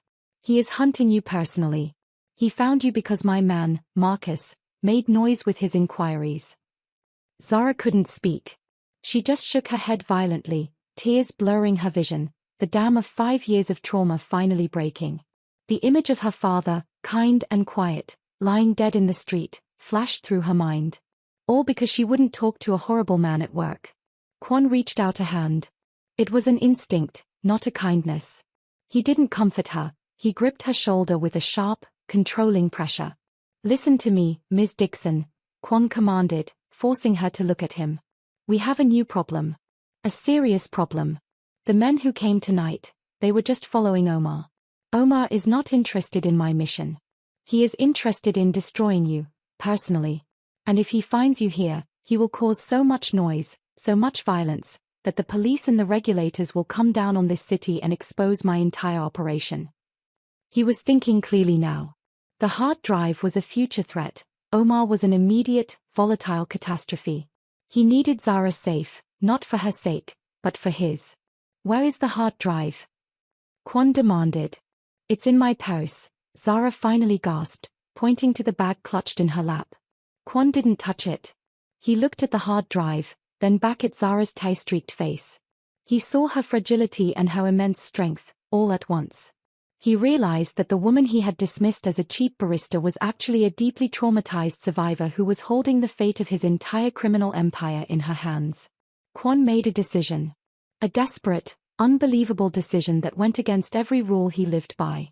I am not your friend, Ms. Dixon, Kwon said, his voice hard but carrying a strange weight of sincerity. And I still intend to ruin you for what you did to me. But I need you alive and quiet. I need that hard drive stable. And I need Omar gone. He is a liability. He looked at her, his dark eyes demanding compliance. We have the same enemy now. An unstable animal who is tracking us both. Your father's evidence can destroy my financial network, but Omar's violence will destroy my reputation and put me in prison first. We have a temporary truce. A truce. Zara whispered, wiping her eyes with the back of her hand, trying to process the madness. Yes. Kwon confirmed, his lips set in a thin, determined line. He led her into a large living area. I will not touch you or the hard drive. The only color came from a deep emerald green silk sofa in the center of the room. My men, my money, Kwon ordered, to find Omar and eliminate his threat quietly. Hidden bar. In return, 2 fingers of amber everything you know about Omar's methods, and downed it in one smooth, practiced and you will stay exactly where I put you until to regain his composure. He had just seen pure, ugly violence, and it had unsettled his perfectly controlled world. When he turned back, Zara was sitting on the edge of the silk sofa. Her entire body was slumped, defeated. Her face was pale beneath her cocoa skin, and her eyes were dull, fixed on some unseen horror in the past. She wasn't crying anymore, she was just empty. The fear was gone, replaced by a devastating, crippling exhaustion. She didn't look like an enemy. She looked like a shell. Kwon walked over and stood over her, tapping his fingers impatiently against his clean, dark trousers. The hard drive, he demanded, pointing to the purse. Give it to me. I need to know what files you accessed. Zara didn't respond. She slowly reached up and took the small, green toque off her head, revealing her short twists. She held the hat in her hands, twisting the wool, her gaze focused on the silk below her. He said he hated me for being kind to my father, Zara finally whispered, her voice so thin and fragile it was almost lost in the massive room. Kwon frowned. He wasn't prepared for this. He expected defiance, tears, or screaming. Not this quiet confession. Who? Kwon snapped. Omar. What did he say? Zara let out a shaky breath. Omar was a foreman at the warehouse where my father, Lincoln, worked. He was always trying to pressure me, asking me out, asking for my number. He was crude. My father saw it and asked him to stop. My father was always the kindest man, but he was firm.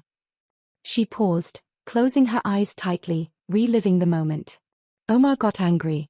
He was fired for harassing me, but he came back that night. He didn't just kill my father because of the smuggling ledger. He killed him because my father protected me. He took my father away to punish me for rejecting him.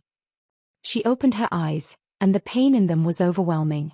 And then he started sending my mother and me chilling, anonymous messages, saying he would find us, that we belonged to him.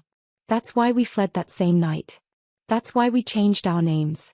He didn't just want money, he wanted to terrorize me. He wanted to make me regret saying no. Zara then did something that completely broke Kwon's carefully constructed shell. She started to cry, but not with violence or anger. It was a silent, deep, soul-shattering weep. Her shoulders shook slightly, and big, hot tears dripped onto the emerald silk of the sofa. Kwon stood there, rooted to the spot. He had seen fear. He had ordered violence. He dealt in death and betrayal every day. But he had never seen this kind of pure, vulnerable human grief. He had never seen a woman weep because a monster stole her father to punish her rejection. In his world, people cried over lost money, betrayed trust, or ruined status.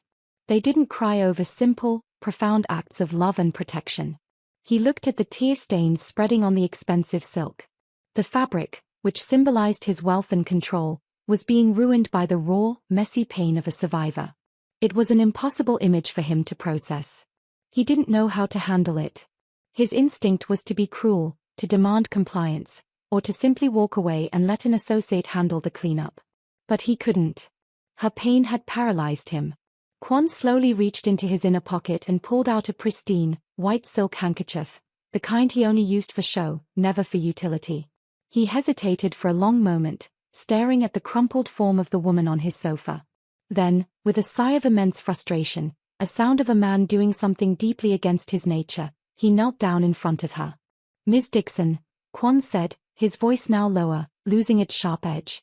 "Stop. Crying does nothing. You need to focus. We need to focus." Zara didn't look up. She kept weeping silently. He took the handkerchief and gently, awkwardly, placed it on her knee. He couldn't bring himself to touch her face. "Take this," Kwon said stiffly. "Wipe your face. We are finished with the past. Omar is here. He is a threat to me now. We need to strategize."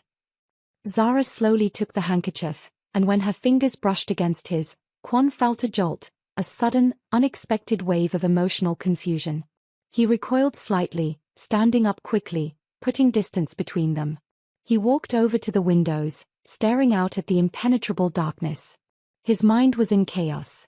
He didn't hate her right now. He felt something far more dangerous, a sickening pity mixed with a strange, fierce desire to protect her from the monster she had described. He realized the true scale of her courage. She hadn't just stood up to an arrogant boss, she had lived under the constant threat of a killer for 5 years, and she still refused to break. She was strong in a way he, with all his armies and money, could never be. Kwon rubbed his forehead, realizing the cracks were showing in his own armor. His entire life was built on ruthless, self-serving control. He felt nothing for anyone. But the sight of this girl's quiet, broken grief, and the horrific personal motive behind her father's murder, had exposed him to an emotion he had no experience handling. It was sympathy. It was admiration. It was deeply, terrifyingly human. He hated the feeling. It was a distraction. It was a weakness. He turned back to her. Zara had wiped her eyes and was sitting up straighter, holding the silk handkerchief tightly in her hand. She looked exhausted, but the core of her strength was returning. "I didn't know he was still looking for me," Zara said, her voice stronger now. "I thought the Toronto move was enough." "It would have been enough for a common gang member," Kwon said, his voice regaining some of its authority. "But not for a personal obsession. That man is unstable. That is why he is a danger to me. Unpredictability is chaos. And I do not permit chaos." He walked toward a large, ornate map of Toronto that was hidden behind a painting. He pressed a button, and the map lit up, showing a detailed network of roads and encrypted signals. "We will use your pain now, Ms. Dixon," Kwon stated, reverting to cold strategy. "You know Omar's weakness, his obsession with you. We know he's looking for the hard drive, but he wants you more. We will use Marcus to broadcast a specific signal, a breadcrumb that will look like a mistake in your old social media. We will lure him out. Zara looked at the map, then back at Kwon.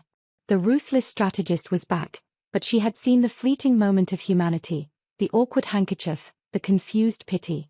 Lure him out? To where? She asked, clutching the handkerchief like a shield.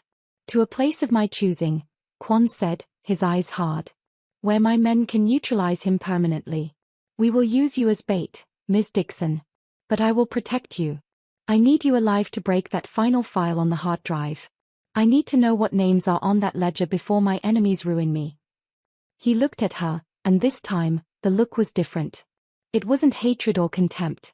It was a cold, shared necessity, tinged with that confusing, uncomfortable recognition of her courage. We are in this together, Zara, he said, using her first name, a small, profound shift in their relationship. I need justice to win, and you are the only person who can deliver it. I will keep you safe from the monster from your past. In return, you will give me the tools to destroy my future. He looked at the small, wet patch on the emerald silk sofa. The stain of her sorrow was an indelible mark on his perfect life. He hated the feeling, but he knew he couldn't go back. He had crossed a line, and now he was tied to her pain and her fight for justice. The emotional barrier has been shattered. Kwon has witnessed raw vulnerability and responded with a strange mix of clinical strategy and genuine, confusing pity. He has acknowledged their shared purpose and necessity. The next step is a dangerous, calculated move to lure out the monster from Zara's past. The enormous estate felt less like a safe haven and more like a cage. Inside the guarded walls, Kwon and Zara operated in a tense, silent rhythm. Kwon was on the phone almost constantly, coordinating with Marcus, the ghost operative, to hunt Omar. Zara was bent over her laptop, running decryption software, trying desperately to crack the final code on her father's hard drive, the one that held the corporate names. Kwon treated Zara like a sensitive piece of evidence, necessary, valuable, and utterly irritating. He demanded constant updates on the decryption progress but kept a strict distance, still struggling with the confusing human emotions she had unlocked in him. Meanwhile, outside the secured room, June, Kwon's nervous associate, was reaching his breaking point. The financial mission was still frozen, the rivals were circling, and Kwon was spending millions of the syndicate's money to chase a personal vendetta against a local stalker. June didn't understand the nuance of Omar's threat. All he saw was chaos and a boss who was losing his mind over a barista. June paced the hallway outside the secure room, clutching his phone. His self-preservation instinct had taken over. He knew Minute Ho and Eun-ji, Kwon's jealous rival and scorned fiancé, were waiting for a chance to strike. He had to betray Kwon to save himself. June called Minute Ho, the manufacturing manager in Seoul who was hungry for Kwon's job. The boss is insane, June whispered into the phone, his voice shaking. He is not focusing on the transfer. He has the coffee girl, Zara Dixon, here in the secured house. He is protecting her. He is risking everything for a woman. Minute Ho's voice, coming back across the Pacific, was sharp and victorious. A woman? That is amateur. We already suspected a distraction. No, not a distraction, June insisted, taking the final, fatal step of betrayal. It's worse. He is hiding something. And the girl knows it. Boss is not just protecting her, he is terrified of her. I heard him on a coded line the other night, talking to his mother. June lowered his voice further. Boss has been pretending he is the rightful heir to the family's corporate honor, that he chose the dark path of finance to protect the syndicate. But that's a lie. He didn't choose the dark path, he was forced onto it because of his older brother, Sung-ho. Minute Ho listened, silent and deadly. Sung-ho was the real heir, a genius in legitimate finance, June continued. But when their father died, Sung-ho found evidence that Kwon had been embezzling from the legal family funds for years to start his own syndicate operations. Sung-ho was going to expose him to the elders, which would have meant complete exile and shame. June choked back a sob of relief and fear. Kwon didn't have him killed. That would be too risky. Instead, Kwon framed Sung-ho for a major regulatory fraud, destroyed his name, and forced him into deep, humiliating exile. The corporate elders kicked Sung-ho out, and Kwon stepped in, claiming his own brother was a disgrace. Kwon has been hiding his family's oldest disgrace, that he betrayed his own blood for power. If the elders knew he destroyed his brother for a crime he himself committed, he loses all honor, all power, and his position would be forfeit immediately. He fears exposure more than death. Minute-ho hung up without a word. He now had the ultimate weapon, the destruction of Kwon's honor. Minute-ho wasted no time. He didn't bother trying to reason with Kwon. He immediately contacted his enforcement teams in North America, relaying two pieces of critical intelligence: Kwon's deepest secret, the betrayal of Sung-ho, and the location of the girl, Zara. Minute-ho's command was simple: seize the girl and the hard drive, and expose Kwon's shame to the syndicate elders. The war had begun, and Zara was the ultimate prize. If Minute-ho got the hard drive, he could prove the Toronto operation was compromised, destroying Kwon professionally. If he got Zara, he could use her testimony to expose the personal dishonor, destroying Kwon socially. Within hours, the quiet, safe estate was compromised. It was late afternoon. Zara was sitting on the floor, surrounded by notebooks and her laptop, when she heard the faint, distant sound of an alarm, not a siren, but a quick, coded blip from the security system. Kwon rushed into the room, his face taut with immediate, cold terror. He wasn't afraid of a random attack, he was afraid of an organized attack on his specific location. "The perimeter has been breached," Kwon said, his voice clipped and precise. "It's not Omar. Omar uses knives and shadows. This is professional. This is the syndicate." He looked down at Zara, his mind instantly racing. June. It had to be June. He told them, "I'm hiding you. They are coming for you and the hard drive." He grabbed the metal box containing the hard drive and shoved it into Zara's arms. "You take this. Do not let go of it." Suddenly, the security door to the room buckled under a sharp, concussive blast. Thick smoke poured in, and the sounds of automatic gunfire echoed from the front of the house. Kwon grabbed Zara's arm and yanked her toward a hidden wall panel behind a bookshelf. "Move. Now." Kwon slammed a button, and the bookshelf slid away to reveal a narrow, dusty staircase spiraling downward. "This is a panic route," Kwon explained quickly, pushing her down the stairs ahead of him. "It leads to the utility tunnels beneath the house. We can't take the main car." They scrambled down the dark, concrete stairs. Zara was breathing heavily, clutching the metal box to her chest. "They want the hard drive," Zara gasped. "And they want you shamed." "They have the secret now," Kwon snapped, descending quickly behind her, his hand resting on the weapon hidden beneath his coat. "June betrayed me. Minute-ho knows everything. I have lost my position.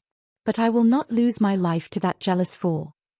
They reached the bottom, which opened into a low, damp concrete tunnel, a service tunnel that ran under the estate grounds. As Kwon pulled the bookshelf panel shut, plunging them into darkness, he turned to Zara. He was terrified, exposed, and running for his life, and he was forced to reveal a truth far deeper than the betrayal of his business. "Listen to me, Zara," Kwon hissed, his voice raw, close in the darkness. "They are going to tell the world I betrayed Sung-ho. My brother. The one everyone loved.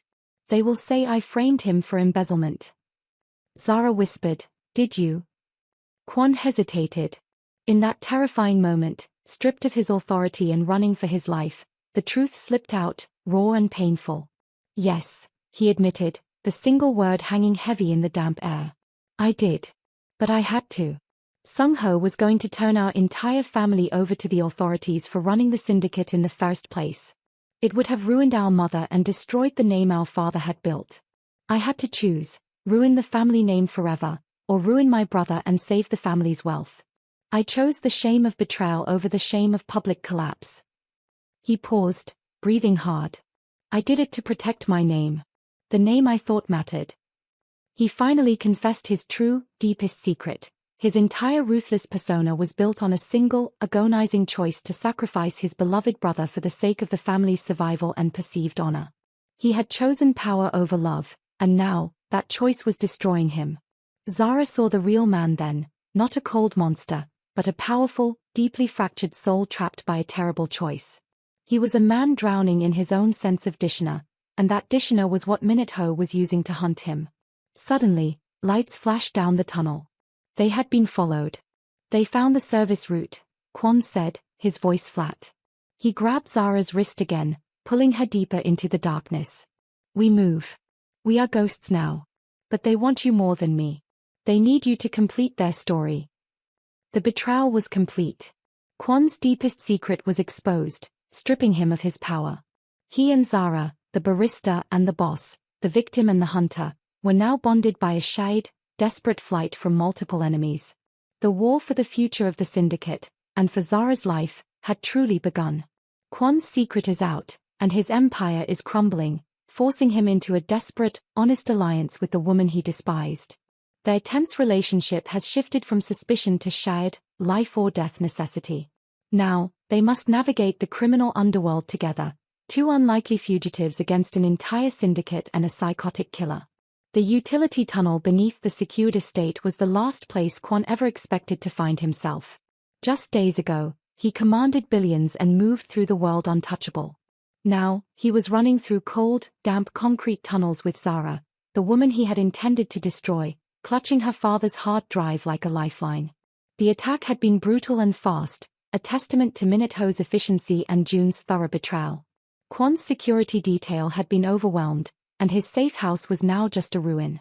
As they emerged from the tunnels and into a wooded area far outside the estate walls, they were just two people, a disgraced boss in a ruined suit and a fugitive carrying a massive secret.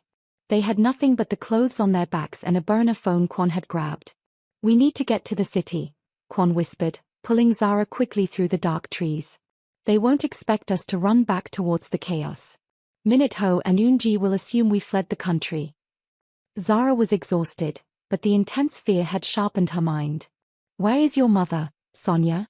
We need to call her. She needs to know I'm safe." Kwon stopped, pulling out the phone. "My people moved her out of the apartment the moment I was alerted to the syndicate attack. She's with one of my trusted former guards, hidden outside of Hamilton, Canada. She is safe. But she is alone." He made a quick, coded call to his driver, who had thankfully escaped the assault. He directed the driver to a discreet pickup location 15 miles away. They walked in silence, a strange pair of fugitives, the financier and the former barista, sharing only the heavy burden of their losses. Chart with downward trend, the boss is broken. As they walked, the full weight of the syndicate's betrayal hit Kwon. He wasn't just losing money, he was losing his identity. He pulled up the syndicate's private internal network on the burner phone. The news was already devastating. "It's over," Kwon murmured, the phone slipping slightly in his sweaty palm. "Minute-Ho has circulated the full report. My assets are frozen worldwide. The elders have seen June's testimony about my brother, Sung-Ho. They didn't even need to verify the corporate crime. The fact that I betrayed my own blood, my own family name, for power, that is the only proof they need." He looked at Zara, his face stripped of its usual arrogance. "I am disgraced. Minute-Ho has been named the new financial head, and he is telling everyone that the Toronto operation was his rescue mission. I have lost my entire professional life." Kwon had lived his life based on the control of two things, money and honor. Now, both were gone. He was nothing but a criminal with high-level connections, and he knew that Minute-Ho would order his death to secure the new position. "You still have the hard drive," Zara reminded him, her voice low. "You still have the chance to expose them all. And you still have your life," Kwon retorted, the coldness returning, a reflex to mask the pain of his loss. "But you cannot afford to feel safe yet. Minute-Ho might have my job, but your original monster is still out there." While the syndicate war raged, Omar, the psychotic killer from Zara's past, had been quietly tracking her. Marcus's brief inquiries had led Omar to the general area of the First Estate. When the massive attack happened, Omar didn't run. He watched. Omar was not a strategic financial genius like Kwon, he was an animal of instinct and obsession. He realized two things. 1. Kwon was desperate to protect Zara. 2. Kwon was now on the run, meaning the expensive security was gone. Omar didn't care about billions, he cared about possession. He saw the attack as the perfect opportunity. While the professionals fought each other, he could slip into the chaos and seize his prize. Kwon's phone buzzed with a message from Marcus, who had gone into deep cover but was still relaying vital, last-ditch information. "Omar is in the city," Kwon read aloud, his eyes scanning the details Marcus sent. "He didn't follow the main attack. He went straight to your old apartment. He is now tracking the movements of your mother's former neighbor. He knows Sonia is the next target. Zara gasped, her hand flying to her mouth. Mama. He thinks she knows where I am. He'll use her to lure me out. The full collapse of control hit Zara then. She had survived years of running and hiding. She had stood up to Kwon and fought her own battles. But now, her greatest protection, her mother's safety, was gone. Her controlled, secret life had finally exposed the person she loved most. She had nothing left to lose except her mother. I have to call the police, Zara whispered frantically. No. Kwon hissed, grabbing her arm. If you call the police, Minute-ho will know where you are within the hour. You and Sonia will be exposed, and Minute-ho will get the hard drive. We have to beat Omar to her. Their driver finally arrived, a nervous, middle-aged man named Sam who looked terrified to be in Kwon's service. Kwon barked orders. We are going to Hamilton. The fastest route. Do not stop for anything. As they sped towards Hamilton, Kwon started working the phone, trying to reach the trusted guard who was hiding Sonia. The call wouldn't go through. They've gone dark, Kwon said, his jaw rigid. Omar is probably already there.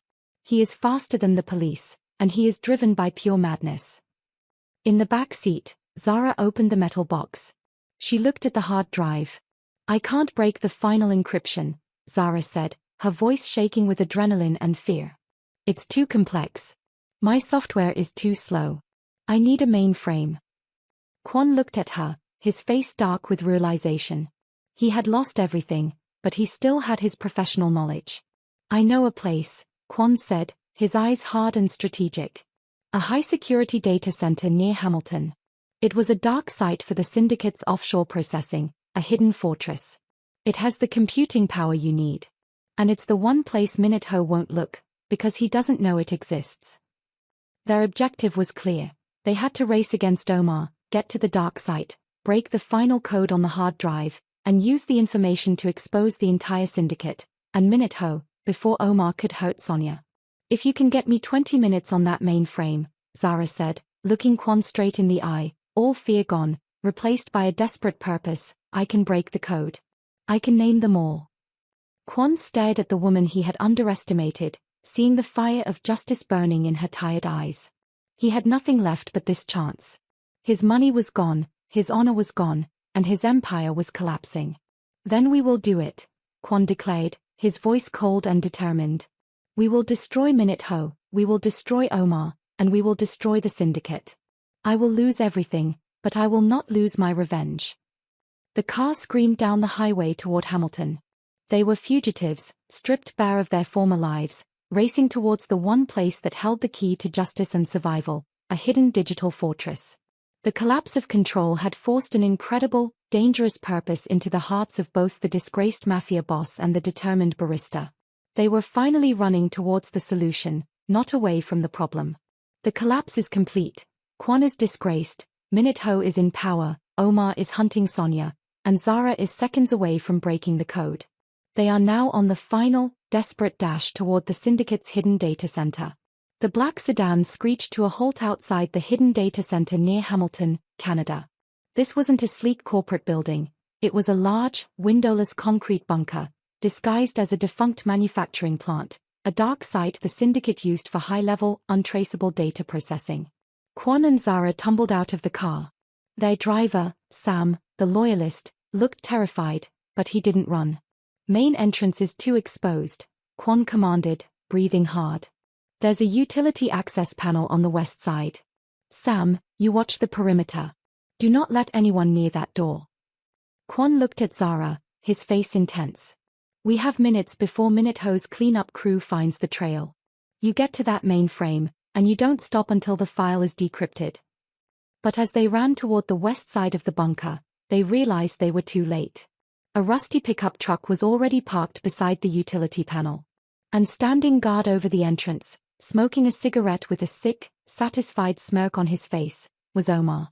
Well, Omar drawled, crushing the cigarette under his boot. Look at the little sparrow, flying right into my net. And she brought the rich boy who wants to play hero. You wasted your money, Kwon. She's mine. Omar was flanked by two brutal, silent men, remnants of the New Jersey crew. They weren't interested in a clean fight. They wanted blood and chaos. The hard drive, Omar demanded, pointing a thick, scarred finger at Zara. Give it to me, and maybe I let the rich boy watch me take you back to New Jersey. Kwon pushed Zara behind him. He didn't draw his weapon yet, he needed to buy her time. You don't want the hard drive, Omar, Kwon said, his voice dangerously low. You want to run. My enemies are cleaning up this city. You are a loose end. Take my money and disappear. Omar laughed, a harsh, ugly sound. Money? I got enough money to live 10 lives from the man who hired me to clean up your little girlfriend's daddy. I want what I was promised. And that's her.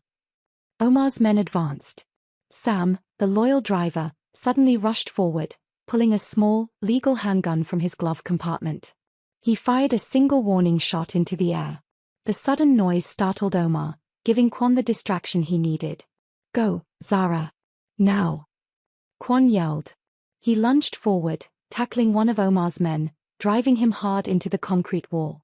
Zara didn't hesitate. She scrambled to the utility panel, her fingers fumbling with the lock. Sam exchanged fire with the other of Omar's men, creating a deadly diversion. Kwon was fighting a brutal, desperate battle. He was a strategist and a financier, not a street fighter.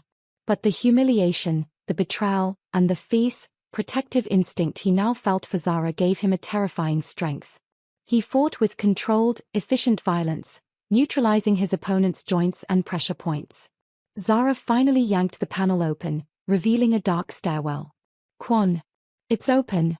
Come on, she screamed over the chaos. Omar, seeing his prize about to slip away, abandoned the fight with Sam and lunged for Zara. She's mine. Kwon roared. He pulled his own, silenced weapon and fired one shot, not at Omar, but at the concrete ceiling just above Omar's head. The sudden cascade of dust and debris momentarily blinded the killer. Go, Zara. I'm right behind you. Kwon yelled. Zara didn't look back. She plunged down the stairs, the metal box clutched to her chest. Kwon, having bought her the vital seconds, followed immediately. The sound of Omar's furious, frustrated screams echoed behind them. Sam's last position was unknown.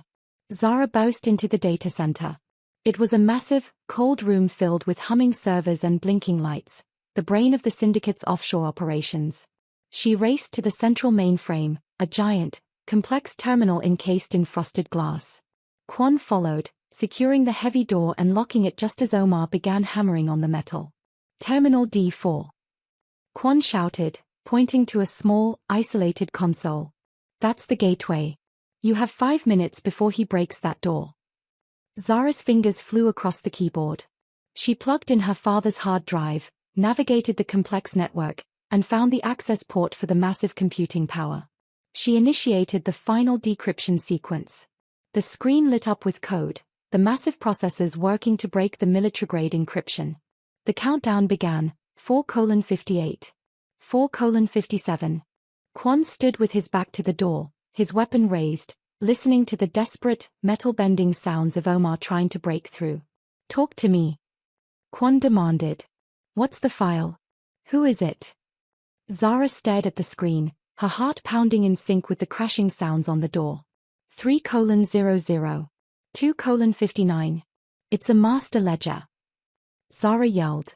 It's logging every transaction for the last 10 years. The names are encoded as project directors. I see Minute Ho, and I see your rival, Mr. Beck. They were all involved. But there is one name that keeps appearing, the primary beneficiary of every single transaction. The code is almost broken.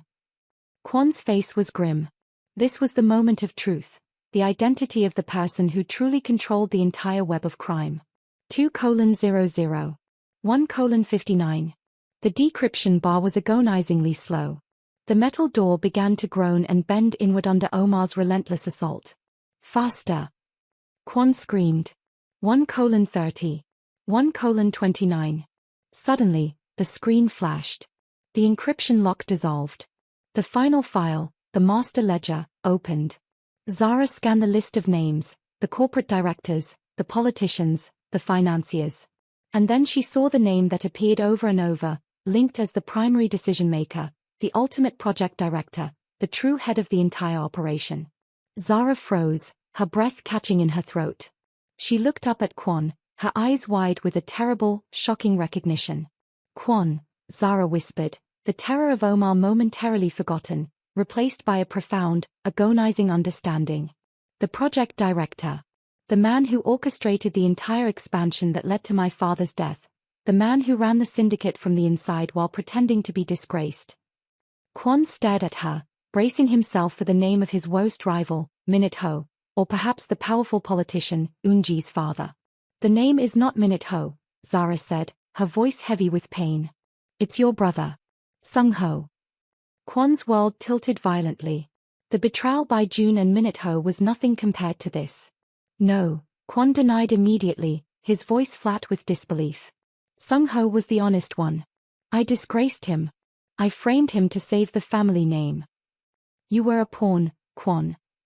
Zara cried, turning the screen so he could see the cold, undeniable truth. Sung Ho didn't expose the syndicate. He used the legitimate family business to build a parallel, even bigger criminal empire right under your father's nose. When your father died, Sung Ho was ready to take over both the legal and illegal empires. But you found the embezzlement, Zara continued, connecting the dots of the agonizing family history. You threatened to expose his illegal side, not the corporate side. He didn't want to be disgraced by the syndicate. So he forced your hand. He framed himself for the corporate fraud you exposed, making you the betrayer, and using your ambition to take his place in the syndicate.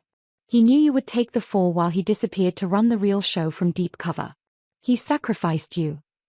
The betrayal was complete.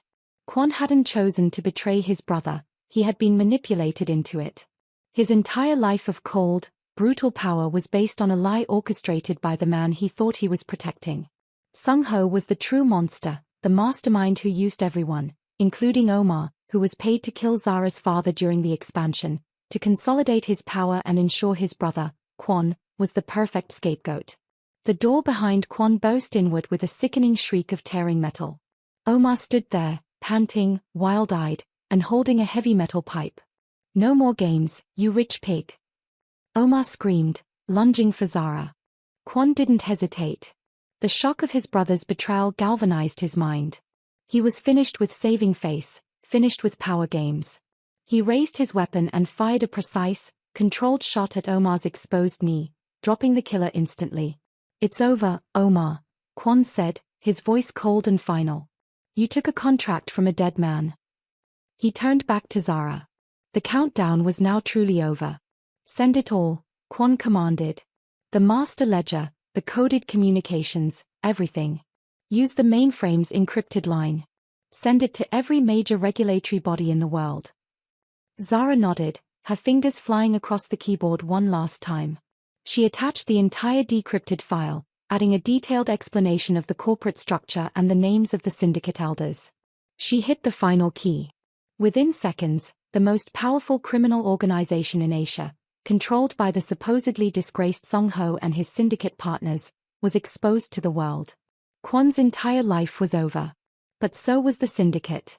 An hour later, Kwon and Zara were sitting in the data center, the silence now broken only by the hum of the cooling fans. The police and regulators would be here soon. Kwon had used the final moments to send an anonymous tip, ensuring the integrity of the data. You have your justice, Kwon said, his voice flat. He was staring at the floor, the weight of his brother's ultimate betrayal a crushing burden. My life is finished. I exposed myself, and I exposed the family name. I have nothing left. Zara looked at him. She saw the proud, cold man who had hurt her, but she also saw the man who had risked everything, including his shame, to save her life and help her achieve justice. You saved more than your name, Zara said softly, reaching out and gently touching his hand. You saved my mother, you saved me, and you ended the life of a man who killed his own brother's soul. You didn't just expose the syndicate, you gave me back my life. Kwon looked at her. Two people from completely different worlds, now inextricably linked by a single hard drive and two deep betrayals. Her father, Lincoln, was killed by Sung Ho's plot. Kwon was ruined by Sung Ho's plot. Their families were connected at the very heart of the crime. Their destinies had collided for a singular, explosive moment of truth. The police sirens began to wail in the distance, growing louder. Kwon looked at Zara, and a faint, almost imperceptible smile touched his lips, a smile of acceptance, and perhaps, relief. "I suppose," Kwon murmured, accepting his fate. "I finally learned to wait my turn. And it cost me everything." He stood up, taking off his expensive, ruined coat. He looked at Zara, the last person to see the truth of him. "You will go to your mother, Zara Dixon," Kwon said, his voice strong with finality. "You will go to nursing school. You will tell the authorities everything except my involvement. I protected you, you protected me. That is the end of our bargain." He looked out the frosted glass, watching the red and blue lights approaching. He had lost his fortune and his power, but he had found something unexpected: purpose, and the cold, strange satisfaction of true justice. He was finally free of the lie he lived. As the police stormed the bunker, Zara watched Kwon raise his hands in surrender, ready to face the legal consequence of his life. She had escaped the monster from her past, thanks to the monster of her present. The debt was paid, the ledger was closed, and their strange, explosive destiny had finally been fulfilled. The end.